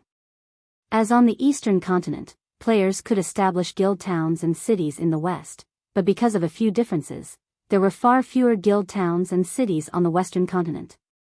One difference was the fact that the various NPC kingdoms and empires left the management of almost all of their towns and cities to the Adventurers Association, which, in turn, entrusted matters of security to the various guilds in the form of quests. This forced the various guilds to invest tons of manpower in the NPC towns and cities management, ensuring their authority. Hence, the Western Continent's various powers severely lacked manpower, and very few were capable of establishing guild towns or cities of their own. There was another major difference that contributed to the various powers' unwillingness to establish guild towns and cities. The demonic creature armies. The invading demonic creatures' attacks weren't limited to towns and cities within a country's borders. Occasionally, they would also besiege towns and cities deep within kingdoms and empires. Regardless of where the various powers established their guild towns or cities, they'd still have to deal with the demonic creatures' invasion. These demonic creature armies weren't like the monster sieges on the Eastern Continent. They operated like kingdoms and empires' well-trained NPC armies. They could even use war weapons against towns and cities. Meanwhile, guild towns and cities didn't have the support of a large number of NPCs like NPC towns and cities. Guilds would have to hire a limited number of NPC soldiers and rely on their own members to stop these demonic creatures. It was easy to imagine how much manpower would be necessary to protect a guild town or city. This was why so few powers had established their own guild town or city on the Western Continent, and those that managed the feat were undoubtedly powerful. At the very least, a power would need to be on par with a first-rate guild to maintain a single guild town or city. Only those that ranked among the top of first-rate guild could maintain 2 guild towns or cities. It'd be no exaggeration to call them pseudo-superpowers. And yet, Feng wanted Divine Tribe to help him establish a guild city on the Western Continent. If he were asking this of any other superpower's upper echelon, they'd likely throw him out the door. This wasn't a partnership, it was daylight robbery. Guild leader Black Flame, are you aware of the situation on the Western Continent? Establishing a guild city here is even more difficult than you imagine. Even now, Divine Tribe only has the power to maintain 5 guild towns and cities, Adolf explained after taking a moment to calm himself. Constructing a guild city on the Western Continent wasn't difficult, but protecting it was. No ordinary power could afford the amount of manpower and resources it would require. Zero Wing only had 10 players on the Western Continent right now. Even if Feng were heaven-defyingly strong, he couldn't defeat an entire army of demonic creatures by himself. It would be up to Divine Tribe to dispatch a player army to protect Zero Wing's city, and in doing so, Divine Tribe would likely have to invest more in the endeavor than it would gain from its alliance with Zero Wing.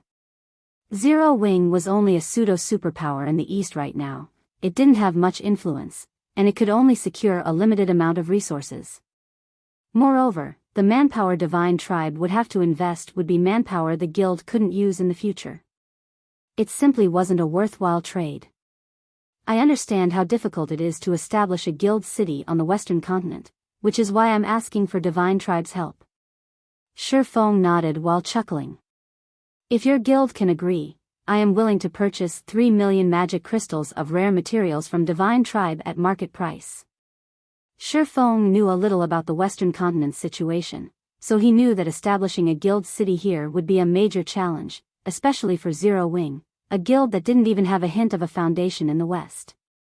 However, a guild city was necessary for Zero Wing's future development.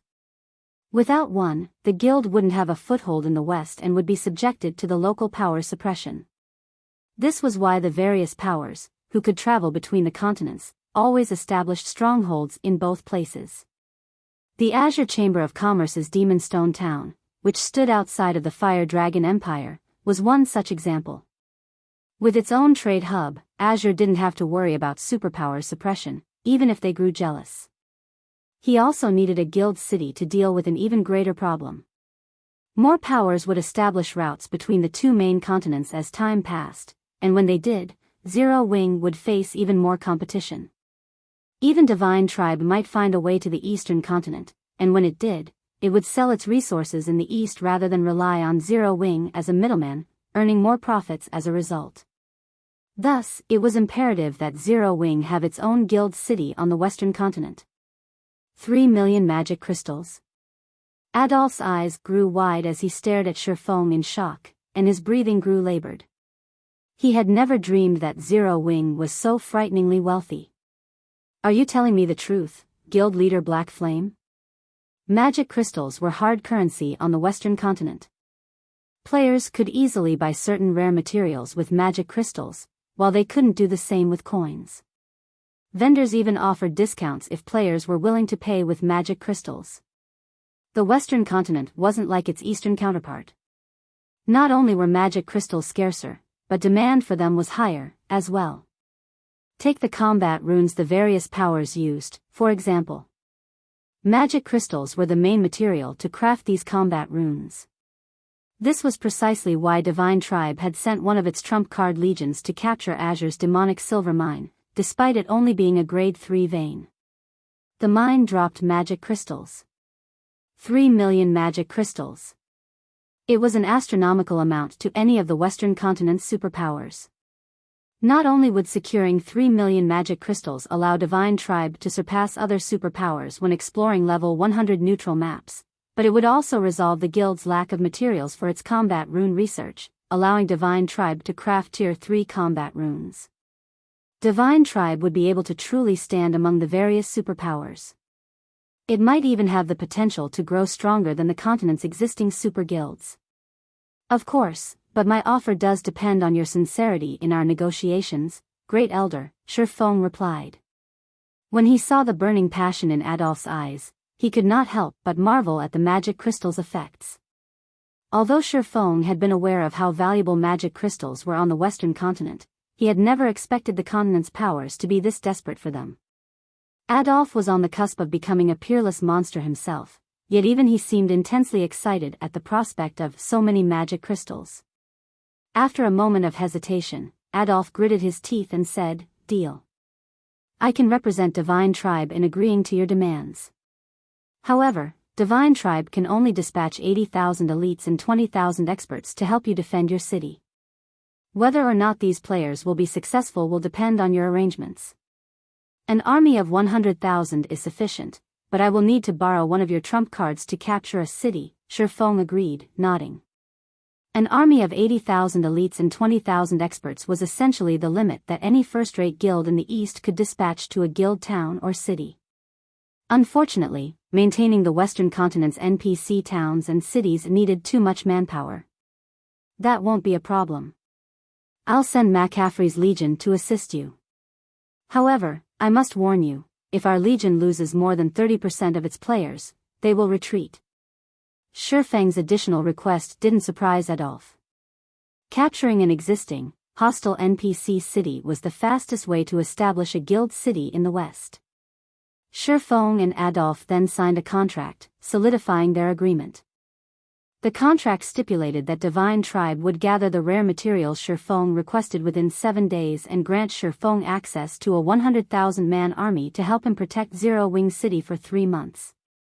In exchange, Feng would pay Divine Tribe 3 million magic crystals. Divine Tribe would also become Zero Wing's sole ally in the West, and any material Zero Wing required from the western continent would be purchased from Divine Tribe, unless another party could offer the materials at a lower price. Once the contract was signed, McCaffrey was instructed to return with his legion to Silver Lion City. Feng was then given full authority over the legion. Read latest chapters at Wuxia World. EU's Silver Lion City, Divine Tribe's Guild Residence, Guild Leader Black Flame, may I know what your plans are? With our current combat power, there are only a few resource cities in level 90 maps that we can capture. Considering the difficulty of protecting the city, I suggest we capture a resource city in a level 80 map instead, McCaffrey recommended as he pointed to areas on the map he held. Capturing a resource city in a level 90 map would be quite difficult due to the level 100 plus NPCs or monsters that protected the cities. They would also encounter level 100 mythic combatants. Capturing a city in a level 80 map would be far less of a challenge. Although these areas were a lower level, guild cities could be transferred to a different location once they met the requirements. Moreover, Zero Wing was merely trying to secure a foothold on the Western continent, not contest for hegemony. Capturing a resource city in a level 80 map would more than serve its purposes. No, I'm not interested in these cities. I want Star Valley's Starlight Fortress. Feng declared, shaking his head as he pointed to a location several kingdoms away from the Silvermoon Empire. To be precise, he indicated a fortress in Star Valley, a forbidden land in the southern region of the Western continent. Securing this fortress was his main goal in visiting the West.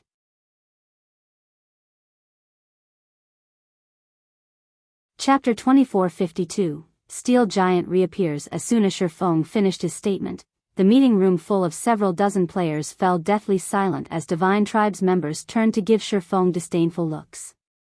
This guy's really ambitious. Crap. Star Valley? Does he think we're his personal subordinates?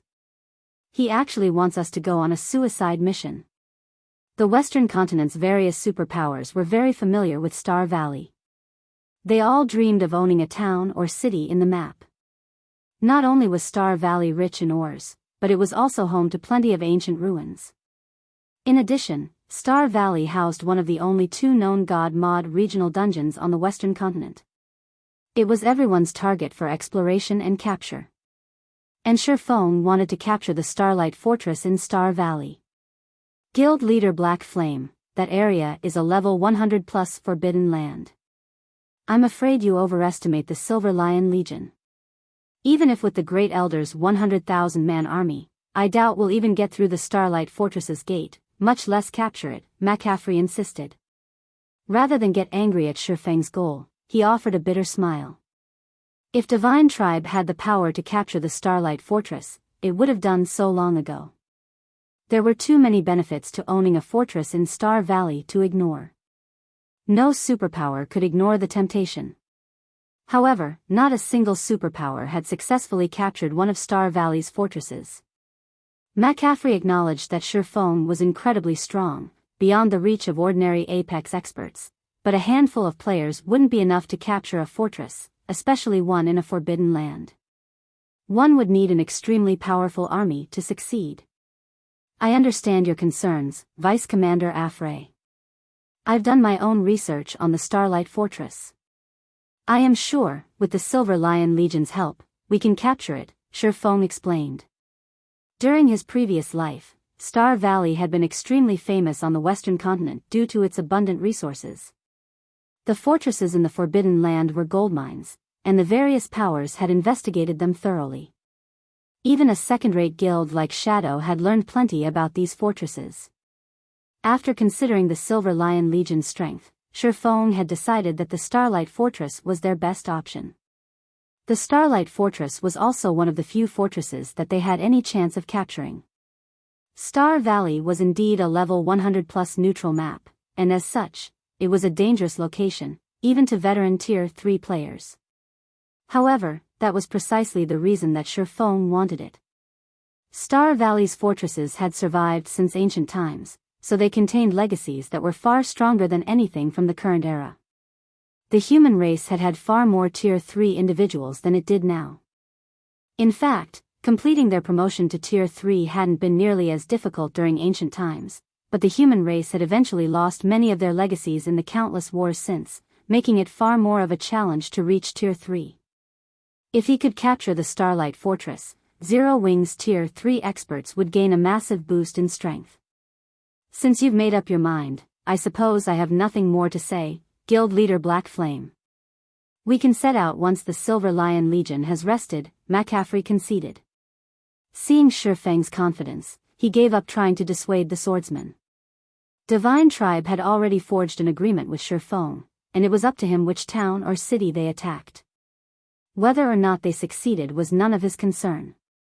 Following which, the Silver Lion Legion's 8,000 members prepared for their expedition to Star Valley. After the meeting, McCaffrey gave his report to Adolf. He wants to capture one of Star Valley's fortresses. Doesn't he realize that Star Valley is a special forbidden land, in which berserk skills are prohibited? Adolf was a little surprised when he heard the news. Players couldn't rely on their berserk skills in the Star Valley, which was why the various superpowers had so little hope of capturing its fortresses. Those fortresses strengthened the mythic monsters in the area, giving them far greater combat power than ordinary mythic monsters of the same level. Without berserk skills, not even Tier 3 players had a chance against those mythic monsters. Furthermore, each of Star Valley's fortresses contained more than one mythic monster. Based on the various superpowers reports, each fortress was guarded by at least 3 mythics. Some even had 5. A ton of great lords and grand lords had also garrisoned these fortresses. Just thinking about fighting all of those powerful monsters made Adolf's skin crawl. Even with Divine Tribe's trump card, the Tier 4 Heroes Summoning Scroll, they couldn't capture a fortress of that caliber. Feng, however, insisted on accepting the challenge. He is adamant that he's done his research, and he's confident that we can capture the Starlight Fortress. Crimson Witch explained from beside McCaffrey, her tone dripping with contempt.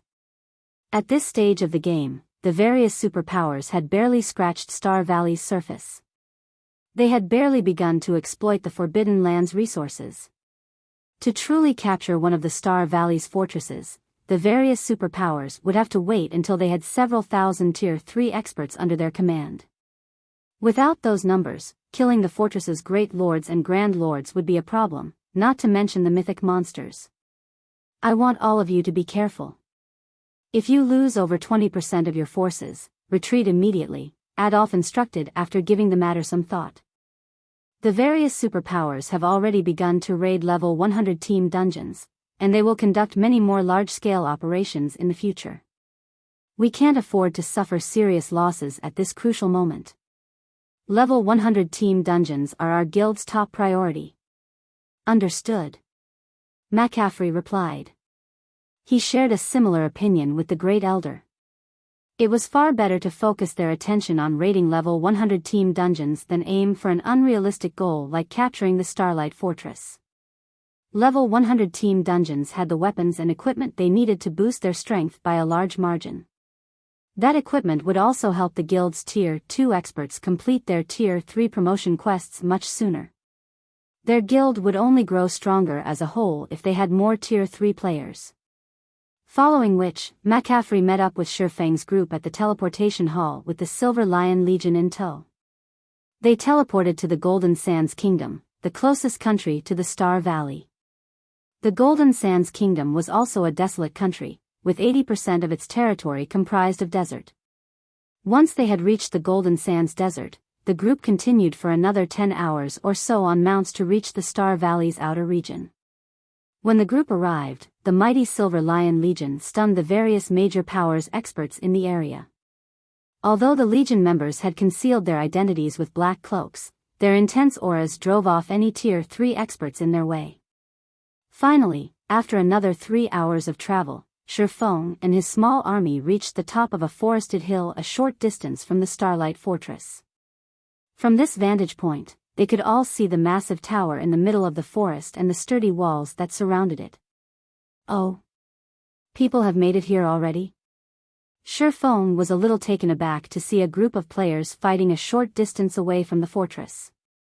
Star Valley was a level 100+ forbidden land, and very few players had the strength to grind in its outer region, much less near the Starlight Fortress. The Starlight Fortress was situated on the boundary between the Star Valley's inner and outer regions. Even the weakest monster here was a level 105 lord, and the strongest was a level 110 mythic boss. Not even the various superpowers' main forces dared to approach this area casually. And yet, a group of players fought near the fortress's entrance. It was astounding. There were only 500 members of the team, and every one of them was an independent player. What a powerful adventurer team. They have over 30 Tier 3 players on a 500-man team, and the lowest level among them is level 105. This team can practically rival a top-ranked first-rate guild's main force, Crimson Witch commented.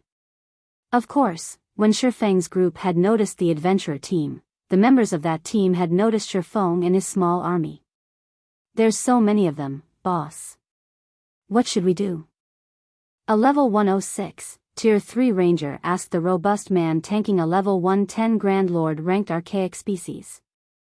Although this robust man only wore leather armor and wielded a pair of gauntlets as weapons, a layer of strange energy enveloped his form, which drastically reduced the amount of damage he took from the Grand Lord's attacks. Even when the Grand Lord successfully landed a hit, the man only lost around 20,000 HP. To Tier 3 players, this amount of damage was practically negligible.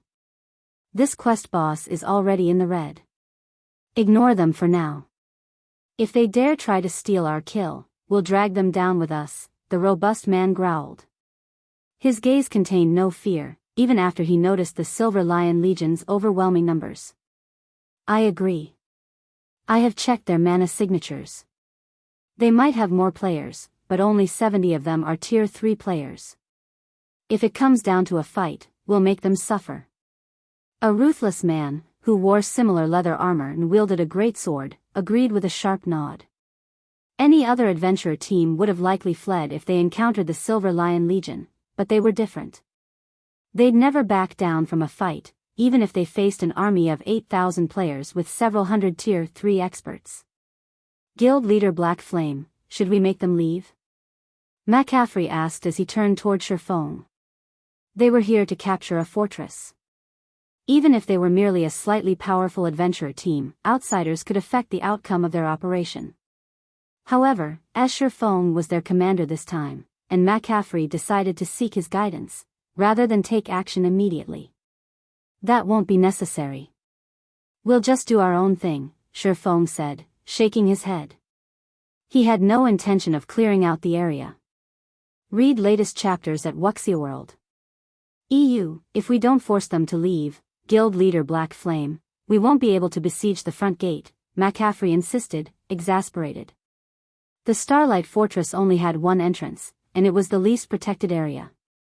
Thick walls that were 12 meters high surrounded the fortress on every other side, and they were treated with special magic that prevented players from vaulting over them. In addition, many level 110 Great Lord and Grand Lord ranked elemental guards paced atop the walls. Not only could these elemental guards launch long-range attacks, but they also had AoE spells. Those monsters would likely bombard them to smithereens before they could destroy the fortress's walls.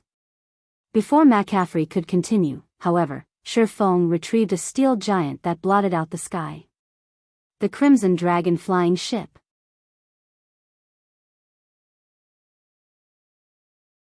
Chapter 2453. Crimson Dragon Flying Ships. Might a flying ship? When Divine Tribe's members saw the gigantic Crimson Dragon flying ship, their eyes nearly fell out of their sockets, including McCaffrey and Divine Tribe's other upper echelons. The Crimson Dragon flying ship was massive. They had previously thought that flying mounts dwarfed land mounts, but compared to this, flying mounts were little more than children standing before an adult. So, this is the rumored flying ship. McCaffrey could not help but marvel at the Crimson Giant and its glowing runes and magic arrays engraved on the hull. Even the ship's mana mesmerized him. As one of Divine Tribe's upper echelons himself, he had heard about Zero Wing's flying war weapon, but seeing the real thing in person still shocked him. Before a steel giant like this, monsters and player armies were meaningless. When the adventurer team fighting in the distance saw the Crimson Dragon flying ship, some even forgot about the monsters they fought for a moment. Only after the monsters' attacks through them did they recover their senses. What is that? Crap. Is it really necessary to go that far? The members of the adventurer team felt stifled and afraid as they gazed at the flying ship. The confidence they had held on to began to wane. Boss, what should we do? Look at those bastards. We are only a team of 500. Yet they've revealed that thing to intimidate us, the ruthless, greatsword-wielding man cursed as he stared at the distant flying ship. With the weapons they had on hand, the idea of fighting the steel giant was a joke. It would be akin to fighting a tank or fighter jet with sticks. The two sides' combat power was on entirely different levels. Meanwhile, the robust man, this adventurer team's commander, watched the ship with a grim expression.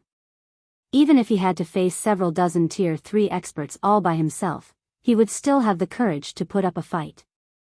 He was even confident he could escape with his life even if he couldn't win. However, faced against the Crimson Dragon flying ship, he wasn't even confident in being able to escape. At this stage of the game, any player that spent considerable time in a major NPC city knew what a flying ship was, and although most didn't know exactly how powerful they were, it was easy to guess. Flying ships could fire magic cannons from the air, and even the weakest magic cannon had peak Tier 3 power. Moreover, magic cannons' attacks were AoEs.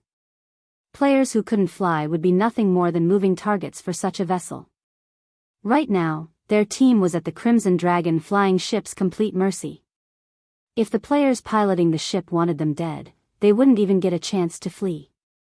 While the adventurer team panicked, Aqua rose and her comrades boarded the ship while Divine Tribe's members watched. Vice Commander Afray, I'll try to open a break in the wall as quickly as possible.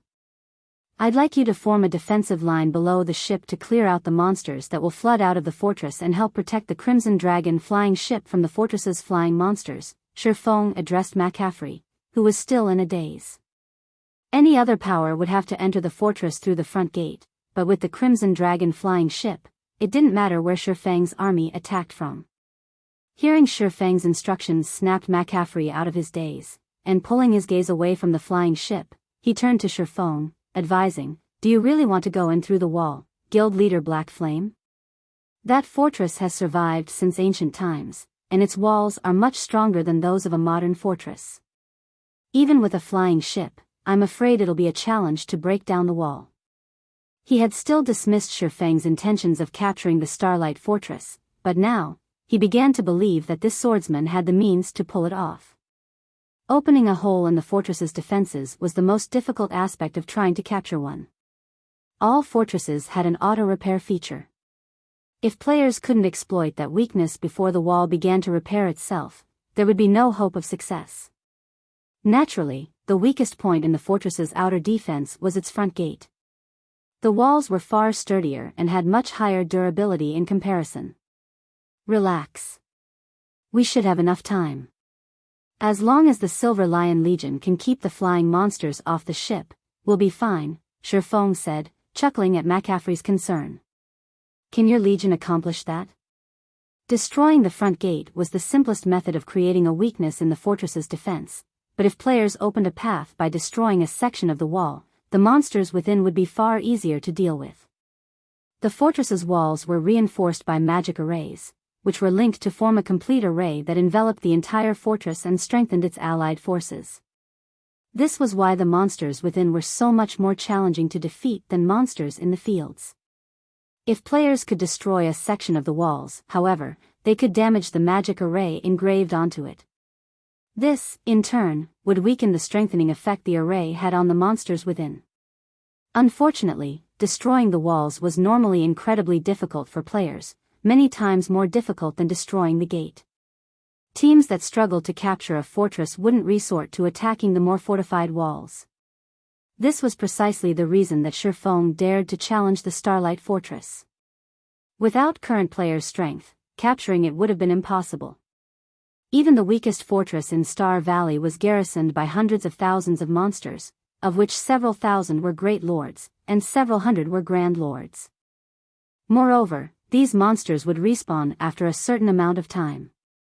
If players didn't have the DPS to slay them all quickly, these monsters could even outlast a superpower's army. Of course, players didn't necessarily have to clear out the monsters to capture a fortress. They only needed to defeat the fortress's guardian boss, but until they cleared out a certain fraction of the monsters, those monsters would become a problem during the guardian boss fight. Fortunately, only low-grade elemental creatures occupied the Starlight Fortress, and they weren't very intelligent, not even the mythic-ranked elemental creatures. They operated almost purely on instinct. If the fortress were occupied by creatures like magic elves, no one would have a hope of capturing it before players reached Tier 5. That won't be a problem. As long as we don't have to deal with the mythic monsters, there's no way the monsters without the fortress's buff will break though the Silver Lion Legion's line, McCaffrey confidently declared. However, he still preferred that they attack the front gate instead. If they could actually capture the Starlight Fortress, they would have performed a miracle on the Western continent. Their names would go dowie in history. Wonderful. Then, I'll leave the Legion's commands to you, Vice Commander Afray, Feng said, nodding in satisfaction. He then boarded the Crimson Dragon flying ship and left the rest to McCaffrey, who was more familiar with the Silver Lion Legion. Crimson Witch and McCaffrey's close companions were speechless as they watched Feng board the Crimson Dragon flying ship. It was clear now that they had a high chance of capturing the Starlight Fortress, yet Feng chose the most difficult method of doing so. However, they had no say in the matter. The Crimson Dragon flying ship belonged to Zero Wing, and Feng had absolute authority over this operation. Let's see if he can continue his willful act once his plan fails, Crimson Witch said, clicking her tongue. Even as she said that, she couldn't help but gaze at the ship in envy. If she had such a flying ship, she could even trample on peerless monsters. While the distant adventurer team hesitated on what they should do, and the Silver Lion Legion gradually moved into formation, one of the Crimson Dragon flying ship's mana pulse cannons began to gather energy. The ship's bronze engine powered the mana pulse cannons, and the instant the cannon began to absorb the ambient mana, even players within 1,000 yards sensed the mana around them go berserk. Before the Legion had even finished forming its defensive line around the flying ship, a black-white beam of light shot from the cannon, slamming into the Starlight Fortress's west wall. Boom! The wall exploded, and the intense shockwave rocked every player within several hundred yards of the fortress. The mana pulse cannon's might was utterly incomprehensible. Once the dust settled, it revealed a massive crack in the west wall, and the Great Lord-ranked elemental guards on the wall had lost more than 1/3 of their HPs from the attack. Read latest chapters at Wuxia World. EU, how is that mana pulse cannon so powerful? Crimson Witch gaped in shock. She had seen mana pulse cannons before, but they had never been powerful enough to devour 1/3 of a level 100+ Great Lord's HP. Before anyone could recover from the shock, the Crimson Dragon flying ship's 11 other mana pulse cannons began to charge. After a moment, 11 black-white beams bombarded the Starlight Fortress's west wall.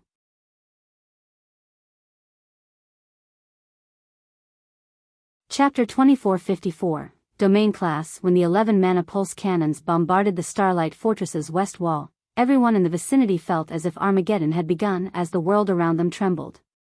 Destruction. Shock. Helplessness.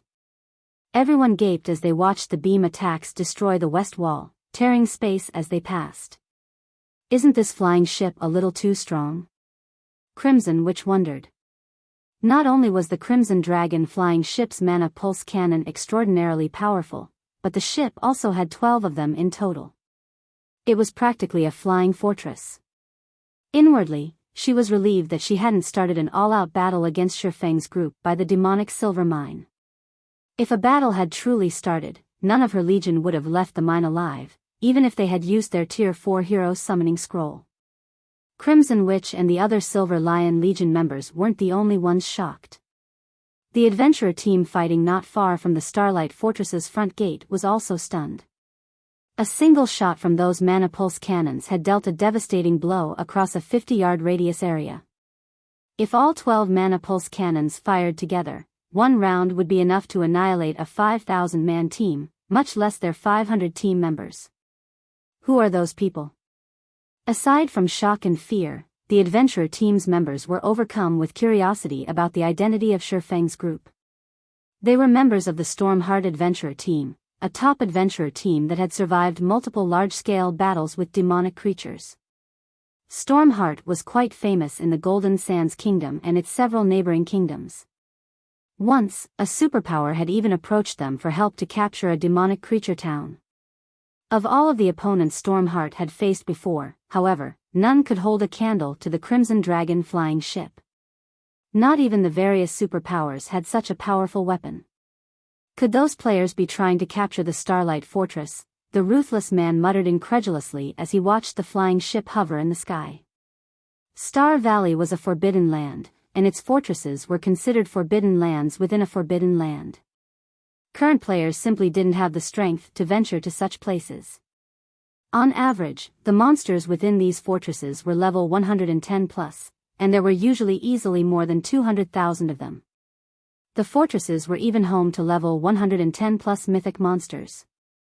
For these mythic monsters, killing current Tier 3 experts would be child's play.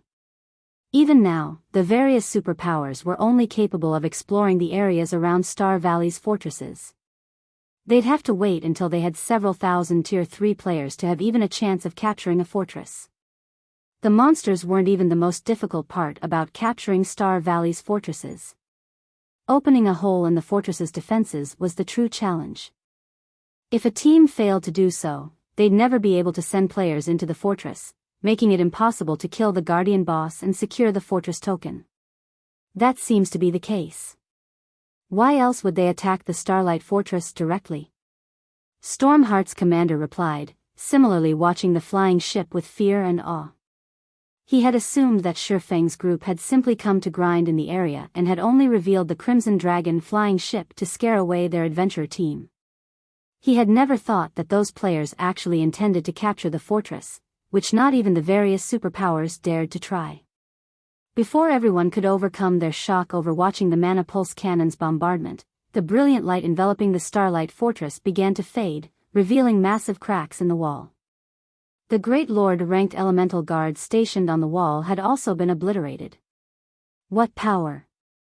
One round of attacks was enough to cause so much damage. McCaffrey couldn't help his growing excitement when he saw the cracks. He had assumed that the power of one flying ship wouldn't be enough to destroy the Starlight Fortress's wall quickly, and if he had been right, their chances of capturing the fortress would have been dismal. They wouldn't have had enough time to clear out the fortress's monsters and find the Guardian boss before the wall repaired itself. However, it seemed that he had been wrong, and they actually had a high chance of success. Although he didn't know how much durability the West Wall had lost, he had enough experience in sieging demonic creatures' cities and fortresses to know what kind of power it took to crack one of those walls. Based on his experiences, he calculated that the Starlight Fortress's wall had lost at least 2% of its durability, which meant the wall would fall after 50 rounds of attacks. A fortress normally needed around 2 days to repair a destroyed wall. If they could destroy the wall with 50 rounds of attacks, not only would they have enough time to clear out the fortress's monsters, but they'd also have enough time to kill the Guardian boss multiple times over. Zero Wing's members aboard the Crimson Dragon flying ship, however, had a different opinion. Guild leader, this fortress's wall is formidable. One round of our attacks was only enough to crack it. It's practically as solid as the walls around major NPC cities, Aqua Rose said, astonished when she saw how little damage the west wall had taken. She was very familiar with the power of the Crimson Dragon flying ship's Mana Pulse cannons. Every one of their attacks was at the Tier 4 standard, even stronger than ordinary mythic monsters' attacks. One blast was enough to deal significant damage to a guild city's walls. And yet, the wall around the Starlight Fortress had barely taken any damage after 12 Mana Pulse cannons had fired. The wall was almost as tough as the wall around White River City. White River City had already been promoted multiple times. Even if mythic monsters attacked, the city wouldn't take any damage. They'd likely have to attack for a long time to open a hole in the Starlight Fortress's wall. Every time they fired the Mana Pulse cannons, it cost them money. Although the cannons weren't as expensive as the Mana Pulse cannons in guild towns and cities, each shot still cost 100 magic crystals. I'm satisfied with this outcome. If the fortress activates its defensive magic array and reinforces the wall, we won't break through even after 2 solid days of attacking, Feng said, chuckling and shaking his head. The Starlight Fortress had survived since ancient times, standing even after numerous battles. How could an advanced flying ship possibly destroy it that easily? If the Starlight Fortress were so fragile, it wouldn't have lasted this long. He didn't particularly mind the magic crystals they spent. He had plenty to spare. If he had needed magic crystals so badly, he wouldn't have tried to capture a fortress in the first place. While Feng and his party waited for the mana pulse cannon's cooldowns to end, they heard a deafening roar from within the Starlight fortress. Even from several thousand yards away, they could hear it clearly. The Starlight fortress's gate then opened, and swarms of elemental creatures flooded out. Flying elemental creatures launched themselves from the fortress. At a glance, there were easily over 50,000 monsters, and every one of them charged at the Silver Lion Legion and the Crimson Dragon flying ship. Why are there so many? McCaffrey felt his scalp tingle as he watched the incoming swarm. Even in the worst-case scenario, there should have only been 10,000 or so monsters spilling out of the fortress, according to his initial estimates. But more than 50,000 charged toward them, including more than 100 Grand Lords. The Grand Lords alone outnumbered the Silver Lion Legion's Tier 3 experts. Before McCaffrey could issue a command, however, a 30-meter-tall Starlight Behemoth flew from the fortress. The instant the Starlight Behemoth emerged, the ambient mana seemed to submit to its control. Read latest chapters at Wuxia World. EU, what? A domain-class mythic? Crimson Witch exclaimed, paling when she saw the flying monster. Expert players like her were no longer strangers to the concept of domains. Almost all Tier 4 NPCs had one, and while within their domains, NPCs could move and fight in a world that was tailored to them. This was why Tier 4 NPCs were so powerful. Tier 3 NPCs couldn't defeat such a being, even with a numerical advantage. Fortunately, monsters were dumb, unlike NPCs. They relied on their physical prowess in battle, but even so, they could contend with NPCs of the same tier. Monsters that had reached the Tier 4 mythic standard were particularly hardy, powerful enough that even Tier 4 NPCs of the same level would struggle to defeat them. Domain-class mythic monsters had their own domain. Even Tier 4 NPCs would have to flee from a group of domain-class mythics. She had never dreamed that such a powerful monster would dwell within the Starlight Fortress, and it had just flown out of the fortress to greet them.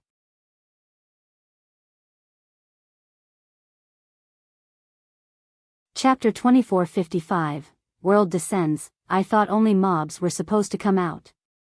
Why is the fortress's guardian boss out here, too? Why is this guardian boss so powerful? Shouldn't domain-class mythics be world bosses? The Starlight Behemoth's appearance shocked the Silver Lion Legion. The joy they had felt after seeing the Crimson Dragon flying ships might vanished when they saw the Starlight Behemoth's gigantic, translucent body. Now, only fear swam within them. Thus far, the various superpowers had only discovered a handful of domain-class mythic monsters, and every one of them was on par with a natural disaster. Those monsters could even guard an entire map. In fact, some level 90+ world bosses were merely domain-class mythics, and the various superpowers' forces had proven ineffective against them. Even after relying on special items, they had been annihilated. A domain was simply unstoppable. This was why Tier 3 NPCs were no match for their Tier 4 counterparts, even when they outnumbered the stronger NPCs. Within another's domain, one's overall performance would suffer significantly. Just casting spells and activating skills became excruciatingly difficult within a hostile domain. One would be fortunate to exhibit 50% of their normal combat power in such a fight. To make matters worse, the domain would strengthen its user's overall performance, as well. Even in a fight between a Tier 3 NPC and a Tier 4 NPC of equal strength, the difference would be qualitative with a domain active. Needless to say, the difference would be even greater between Tier 3 players and a domain-class mythic. Commander, we need to retreat. Nobody can stop that domain-class mythic boss. If we don't run now, it'll slaughter us, the ruthless man from Stormheart shouted at his commander, Crow, when he saw the Starlight Behemoth. Not only was the Starlight Behemoth individually powerful, but its domain would also strengthen the army of 50,000 monsters. Such a force would have no issues taking down a guild city, much less the Silver Lion Legion's 8,000 members. With the fortress's elemental creatures focused on the Crimson Dragon flying ship, they had a chance to escape. If they waited until these monsters destroyed the ship and massacred the Legion, they'd be next. It seems our raid is impossible. Inform everyone to retreat. Crow commanded as he gazed at the Starlight Behemoth. He had wanted to linger to witness the historical moment the Starlight Fortress was captured, but that no longer seemed like a wise idea. Of the various superpowers he knew of, none could even defeat a level 90+ domain class, mythic-ranked world boss, not even the 5 great super guilds. Meanwhile, the Starlight Behemoth was a level 113 domain class mythic boss. Starlight Behemoth, Toriand, Realm Lord, L, Starlight Creature, Mythic, Level 113 HP 4000000/400000000. Aside from the Starlight Behemoth's basic attributes, its 4 billion HP alone would be enough to inspire despair. With 4 billion HP, the Starlight Behemoth would regain 40 million HP every 5 seconds with its battle recovery. If players couldn't deal 8 million damage each second, their attacks would be utterly worthless against the monster. Tier 2 experts had a hard time dealing more than -10,000 damage to a level 100+ mythic monster, and their attacks would be even less effective against a domain class mythic. Only Tier 3 players could deal more than -10,000 damage to such a monster. Assuming that a Tier 3 player could deal -20,000 DPS to the Starlight Behemoth, a team would need over 400 Tier 3 players to overcome the Guardian boss's battle recovery. Where was a power supposed to find 400 Tier 3 players at this stage of the game? Not even the Crimson Dragon flying ship would make much of a difference. Flying ships were war weapons. They might be useful against dumb mobs, but against a mythic monster that could fly, the ship would even struggle to land a hit. Furthermore, the Crimson Dragon flying ship's mana pulse cannons had very long cooldowns. To put it simply, it would only be limitedly effective against a domain-class mythic boss. While the Stormheart adventurer team fled, panic overwhelmed the Silver Lion Legion as they watched the Starlight Behemoth fly toward them. The Starlight Behemoth is too fast, Vice Commander. We won't have enough time to get everyone out of here safely. We'll have to leave some players behind to slow it down.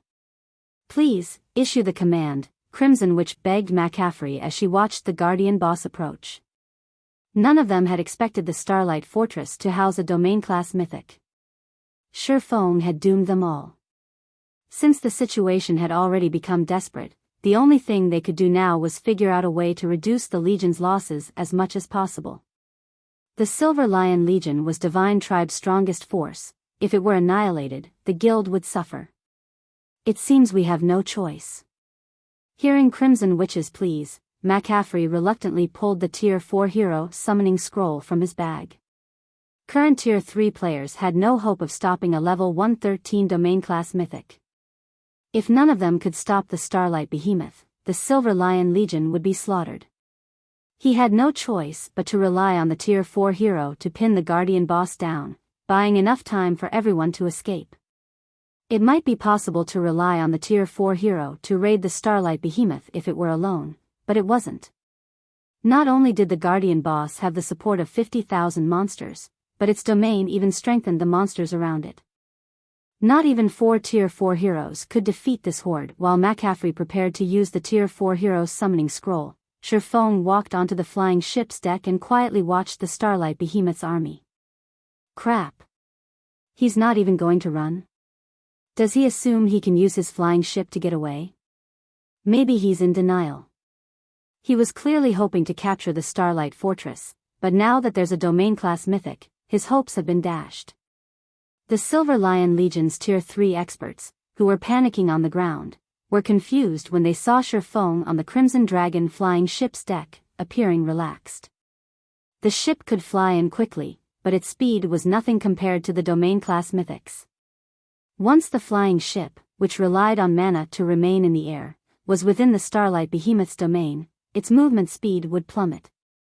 If Feng turned the flying ship around and fled now, he'd have a chance of getting out of there alive, but if he waited until the ship got caught in the Guardian boss's domain, neither he nor his ship would escape. However, while the Silver Lion Legion's members wondered if the sudden development had dealt too much of a mental blow for Feng to handle, the swordsman pulled a golden ring from his bag. He raised the golden ring and began to chant an incantation. When Feng finished the chant, he revealed a faint smile as he glanced at the Starlight Behemoth's approaching mana field. He then sacrificed 5,000 magic crystals to the Ring of Gospel and activated Miniature World. The sky began to tremble as the phantom of a new world appeared above them all, separating the sky from the land. Everyone immediately sensed that their connection to the outside world had been severed, and a frightening pressure overwhelmed them. This pressure didn't originate from a single point, but assaulted them from all directions. They all felt as if they had just been plunged into a hostile plane of existence. As Miniature World activated, the Starlight Behemoth's mana field began to visibly recede. The mana that had previously submitted to the Guardian Boss began to rebel. Rather than strengthen the Starlight Behemoth, it began to suppress the Realm Lord. Read latest chapters at Wuxia World. The Starlight Behemoth's basic attributes decreased rapidly. 5%. 7%. 10%. In just 3 short seconds, the Guardian Boss's basic attributes had been reduced by 20%. As for the elemental creatures following it, not only had they lost 30% of their attributes, but their movement speeds and reaction speeds had also significantly decreased. Impossible. He shattered a mythic-ranked Realm Lord's domain? Crimson Witch exclaimed, her jaw hanging open as she watched the Starlight Behemoth's mana field vanish completely.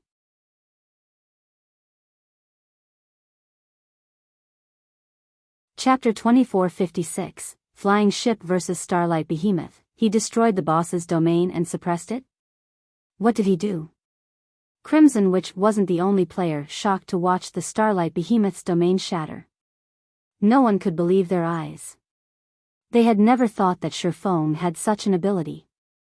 Current players were no match for a Tier 4 being's domain. Some superpowers had tried to use Tier 4 domain scrolls against true Tier 4 domains, but they had barely been a match for the beings they had fought. Some Tier 4 domain scrolls were even weaker, and the superpowers that had relied on them had been suppressed by their enemy's domain. In contrast, not only had Feng shattered the Starlight Behemoth's domain, but he had also suppressed the Guardian Boss. It was unbelievable. When Miniature World activated, the Starlight Behemoth paused for a moment mid-flight. However, it then bellowed angrily, and its entire body began to radiate dazzling starlight. It was trying to expand its domain again and break free from Miniature World. Unfortunately, no matter how much the Starlight Behemoth struggled, it couldn't escape the skill's effect. Mana control even has such a huge effect on magical items? Miniature World's results even stunned Feng. He hadn't actually expected the Ring of Gospel's skill to suppress a Realm Lord to such an extent. All tools were ineffective against world bosses, players had to rely on their own power. However, the Starlight Behemoth was not a world boss, and thus, tools could be used against it. This was certainly a benefit since players couldn't use berserk skills in Star Valley. He had used Miniature World to suppress other mythic monsters, but until he had gained his mana body, he hadn't been able to use the mana concentrated within the Ring of Gospel. Now that he was a master magician as well, he, more or less, understood how the Ring of Gospel's magic arrays operated. He could now guide some of the concentrated mana into those arrays. Even so, he had never thought that the results would be this powerful. His only aim had been to destroy the Starlight Behemoth's domain. He hadn't dared to hope that Miniature World would suppress the Guardian Boss, as well. The Ring of Gospel proved far more effective than when he had used it blindly before. Of course, after giving the matter some thought, Feng found it reasonable. He had already upgraded the Ring of Gospel to the fragmented legendary rank, and world power was already stronger than domains. Now that he could use some of Miniature World's true power, even if it were only a fraction, a Tier 4 domain was no match for him. Not even the Starlight Behemoth could resist this power, and could only watch as the ability suppressed its basic attributes. After this discovery, Feng snapped back to the battle and glanced down at McCaffrey below the flying ship. Vice Commander Afray, prepare to greet the enemy. Try to slow those mobs down as much as possible, especially the monsters that can fly. "I'll deal with the boss," Feng shouted. This, McCaffrey could not help but hesitate as he turned back to the elemental creature's army. Disregarding the horde of Lord-ranked monsters, the army had over 100 level 110 plus Grand Lords. Even without the Starlight Behemoth's domain strengthening these elemental creatures, stopping so many high-level Grand Lords would be very difficult for the Silver Lion Legion's 8,000 members. Only Tier 3 players could tank those monsters, and the Legion only had 60 Tier 3 players. Before McCaffrey could say more, however, Feng sacrificed more magic crystals to the Ring of Gospel and activated Ring of Brilliance. Suddenly, everyone within a 2,000-yard radius felt a pleasant, empowering sensation spread through them. Their basic attributes and physiques improved by 20%, increasing their overall strength by a large margin. "He has a strengthening domain tool, too?" Crimson Witch was flabbergasted when she noticed the buffs the Silver Lion Legion had received. She found it simply unbelievable that Feng had both a suppressing domain tool and a strengthening domain tool. Normally, superpowers would be fortunate to have just one of these tools, yet Feng had both. "Will that help?" Feng asked. Not even Feng had a good solution for facing the 50,000-strong army of elemental creatures, and he still had an agreement with Divine Tribe that the Silver Lion Legion could retreat if they lost more than 30% of their manpower.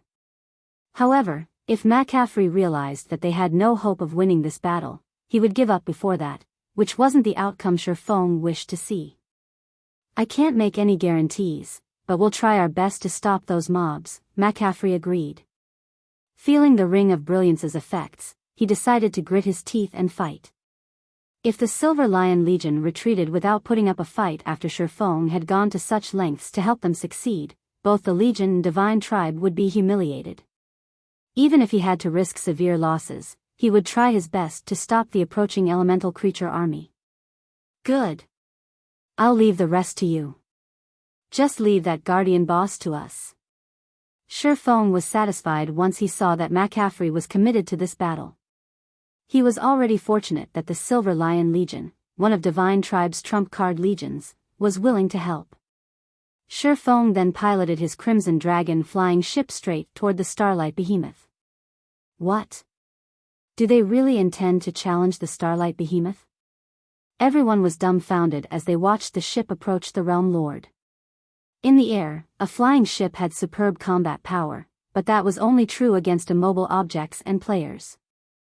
Flying ships weren't built to fight monsters. And yet, Feng's group was going to use the flying ship against the domain-class mythic. They had gone insane. Even stripped of its domain and with 20% less basic attributes, the Starlight Behemoth was far stronger than ordinary mythic monsters. Its 3.2 billion HP was more than enough to cause despair. While the Silver Lion Legion members considered the ship's odds of surviving, Aqua Rose raised her staff from the Crimson Dragon flying ship's deck and began to chant an incantation. Dark blue, twofold magic arrays began to appear around the Starlight Behemoth, one after another. Tier 3 Super Spell, Sea God's Grasp. Under her command, shackles of water closed around the Realm Lord, binding the Starlight Behemoth and holding it in place. "Good. Fire the main cannon," Feng commanded. As soon as he did, the Crimson Dragon flying ship's magic elven cannon began to gather an astonishing amount of ambient mana. It then fired a searing hot, white beam, with a 200-yard radius, at the Guardian boss's head. Read latest chapters at Wuxia World. EU Boom. As the shot collided with the Starlight Behemoth's face, the forest below shook violently. The Silver Lion Legion's members almost lost their footing due to the shockwaves, even from several hundred yards away. As the white beam's light faded, it revealed a colossal crater in the previously dense forest. Flowers, grass, trees, even the elemental creatures that had been in that area left no trace of their presence, utterly obliterated. After a short moment, a gigantic figure fell from the sky and crashed into the crater's center, causing such an impact that it sent dirt and debris into the air. That gigantic figure was none other than the immobilized Starlight Behemoth.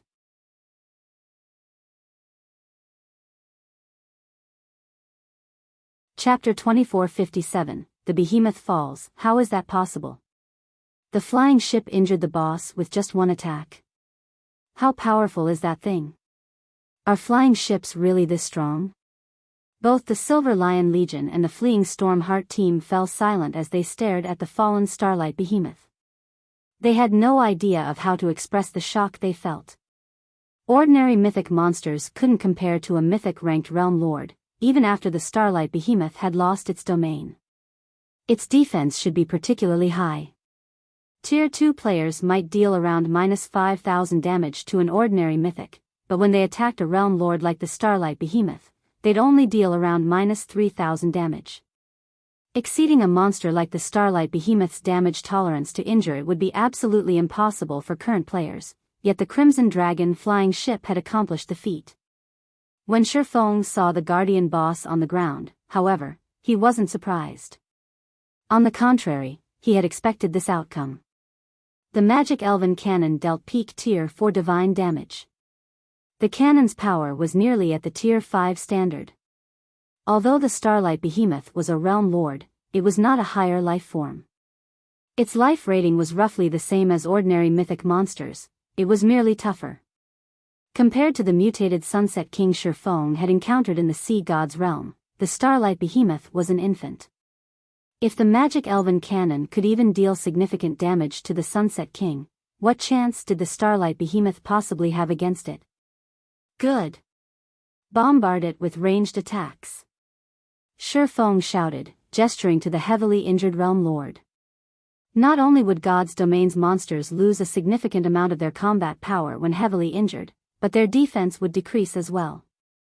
A level 100+ mythic monster had incredible recovery speed, and if they didn't take advantage of this opportunity, they'd have to wait another 5 minutes before they could fire the Magic Elven Cannon again. Roar! Before Feng and his entourage could attack the Guardian boss, however, it released a deafening roar, which was so powerful that it stirred up a storm around the monster. The Starlight Behemoth then stretched open his massive maw, gathering a horrifying amount of mana within. Tier 4 spell, Starlight Roar. A brilliant beam of starlight shot from the Starlight Behemoth's mouth, and as it did, it shattered space around it. The attack was so fast that the Crimson Dragon flying ship didn't have time to dodge. The blood drained from everyone's faces. That beam attack had even more power than the flying ship's mana pulse cannons. It would annihilate any Tier 3 player it struck. Magic Shield, activate. Taking no risks, Feng activated the Crimson Dragon flying ship's magic shield immediately. Boom! When the beam collided with the magic shield, it transformed space around the ship into a sea of fire as another thunderous boom echoed throughout the area. As everyone expected to see the flying ship severely damaged, the flames died down, and the flying ship remained in one piece. However, cracks had formed along the barrier around it. As expected of a realm lord, it devoured over 20 million points from the shield's energy reserved with one attack. Feng was astounded when he saw that nearly half of the magic shield's energy was gone. The Crimson Dragon flying ship had upper rank Tier 3 defense, which was even higher than most mythic monsters, yet it had taken over -20 million damage.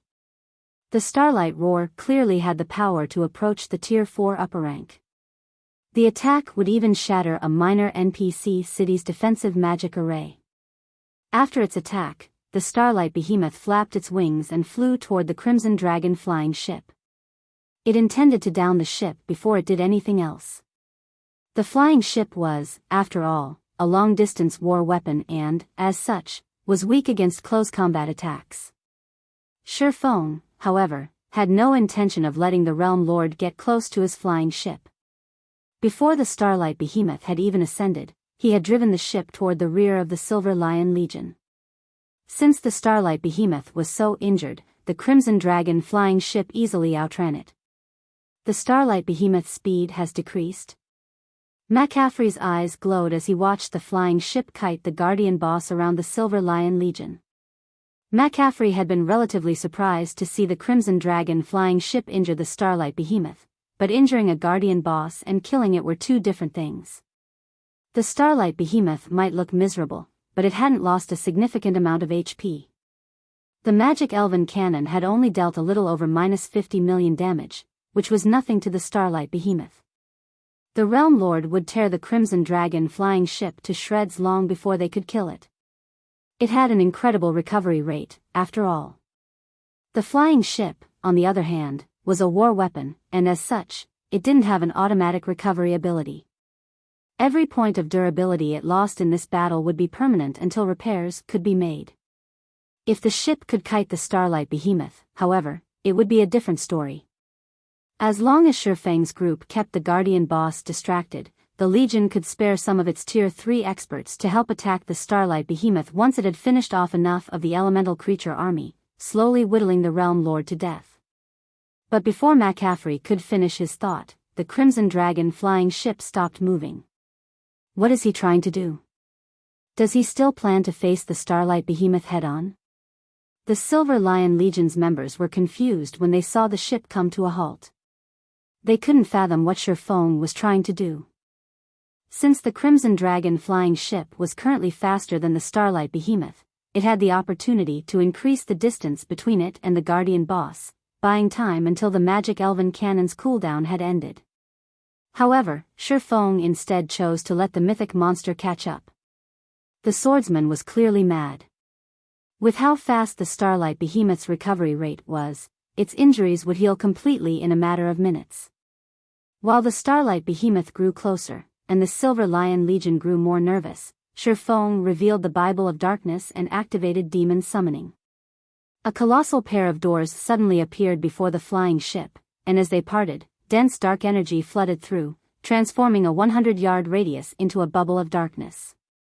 Once the doors were fully open, an 8-meter-tall one-horned demon flew through them. It wore a suit of pitch-black armor and was supported by 2 pairs of leathery, dark black wings. The instant this one-horned demon emerged, every member of the Silver Lion Legion shuddered. A level 125, Tier 4 Great Demon? Why has a Great Demon come here? We're doomed. There are actually 2 Tier 4 monsters. This wasn't the first time they had seen a Tier 4 Great Demon, but the one before them was a level 125 Great Demon. Every 5 levels was a turning point in God's domain, and the difference was especially prominent after level 100. At most, the Silver Lion Legion could deal with level 110 monsters. If they tried to take down a level 125 Great Demon, they'd be digging their own graves. A level 125 Great Demon was even more frightening than the level 113 Starlight Behemoth. As they all began to plan their funerals, Feng pointed at the Starlight Behemoth, shouting at the one-horned demon, "Go! Kill it!" "Yes, my lord," the one-horned demon spoke in the human tongue before lightly bowing to Feng. Suddenly, the one-horned demon vanished, and by the time everyone noticed it again, it hovered within 200 yards of the Realm Lord. Tier 4 spell, Advanced Instantaneous Movement.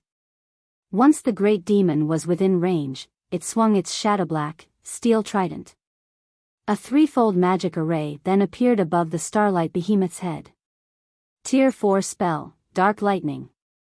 Boom. Boom. Boom. Black arcs of lightning descended from above, striking the heavily injured Realm Lord, and each pulled an agonized cry from the mythic monster. Each lightning strike also dealt over -10 million damage, and after suffering 9 consecutive attacks, the Starlight Behemoth had lost nearly 100 million HP. Everyone was stupefied. Just how many cards does he possess? Shock and confusion flashed in Crimson Witch's eyes as she watched Feng control the one-horned demon. Read latest chapters at Wuxia World. EU first, he had revealed the Crimson Dragon flying ship, then, he showed off his ability to summon a level 125 Great Demon. Feng was practically a one-man army. The Stormheart Adventurer team's members, who watched from a distance, could not help but gape at the scene. This was the first time they had ever seen anyone beat a level 100+ Realm Lord into submission. The level 125 Great Demon continued to tank the Starlight Behemoth, while the Crimson Dragon flying ship bombarded the Realm Lord with attacks, rapidly depleting its HP. Although the Starlight Behemoth tried to use a variety of skills to retaliate, it only dealt a little damage to the one-horned demon. Compared to how quickly the Starlight Behemoth's HP drained, the amount of HP the Great Demon lost was nothing. In less than 10 minutes, before the Silver Lion Legion could even kill one Grand Lord, the Starlight Behemoth, one of the Starlight Fortress's guardian bosses, fell.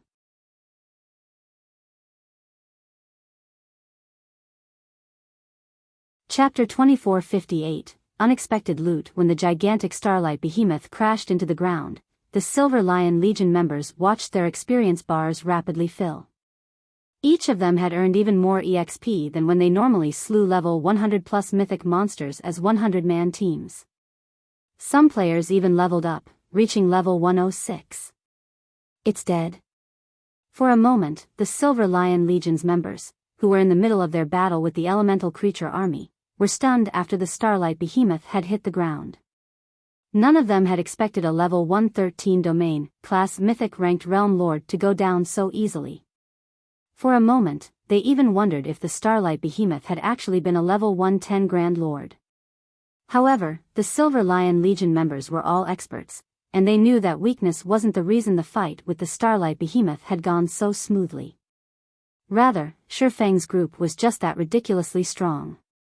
Meanwhile, the Starlight Behemoth began to disintegrate into countless particles of light, and a moment later, streaks of golden light escaped the Realm Lord's fading corpse, scattering around it.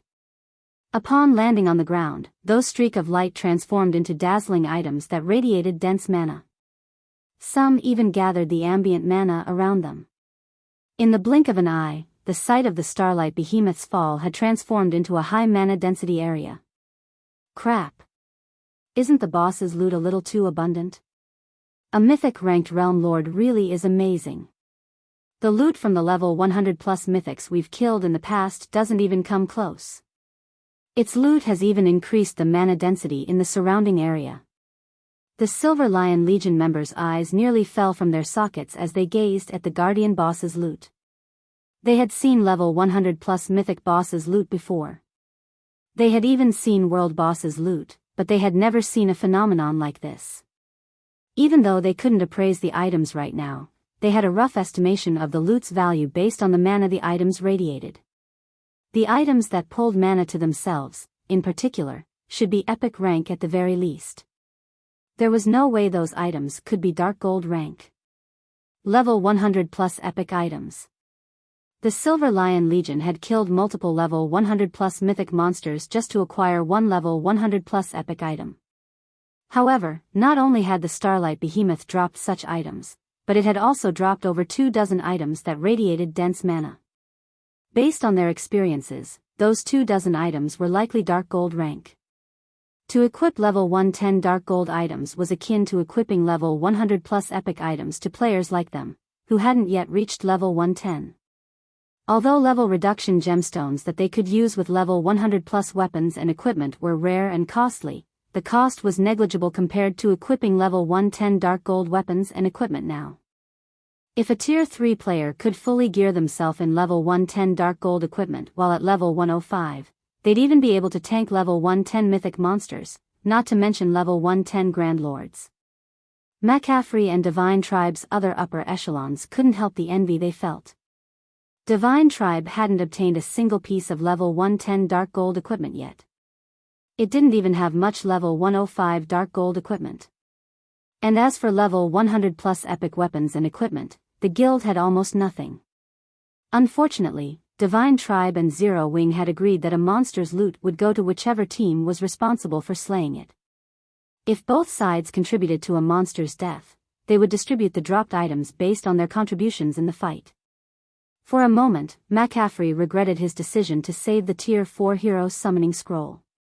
He had never expected the Starlight Behemoth to drop so many precious items. If he had used the scroll, slaying the Starlight Behemoth wouldn't have been a problem. It had already been heavily injured, and if the guild could obtain a fraction of the Starlight Behemoth's loot, it would be worth the cost of using the Tier 4 hero's summoning scroll. The Tier 4 hero could have also helped kill the rest of the fortress's mythic bosses, and the Silver Lion Legion would return with enough of a harvest to outstrip the value of a Tier 4 hero's summoning scroll. However, Zero Wing would now monopolize the Realm Lord's loot, while Divine Tribe could only watch, envious.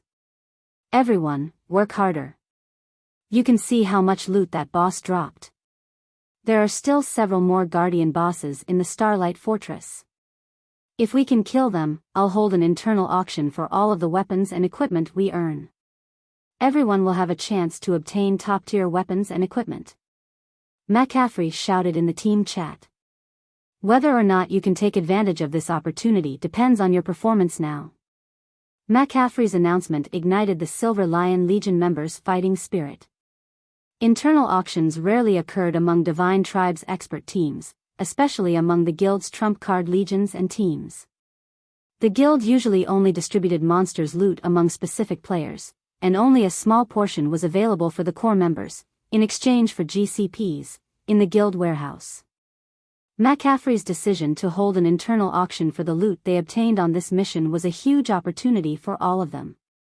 Without the guild's interference, they wouldn't have to worry about missing their chance to contest for the best available weapons and equipment.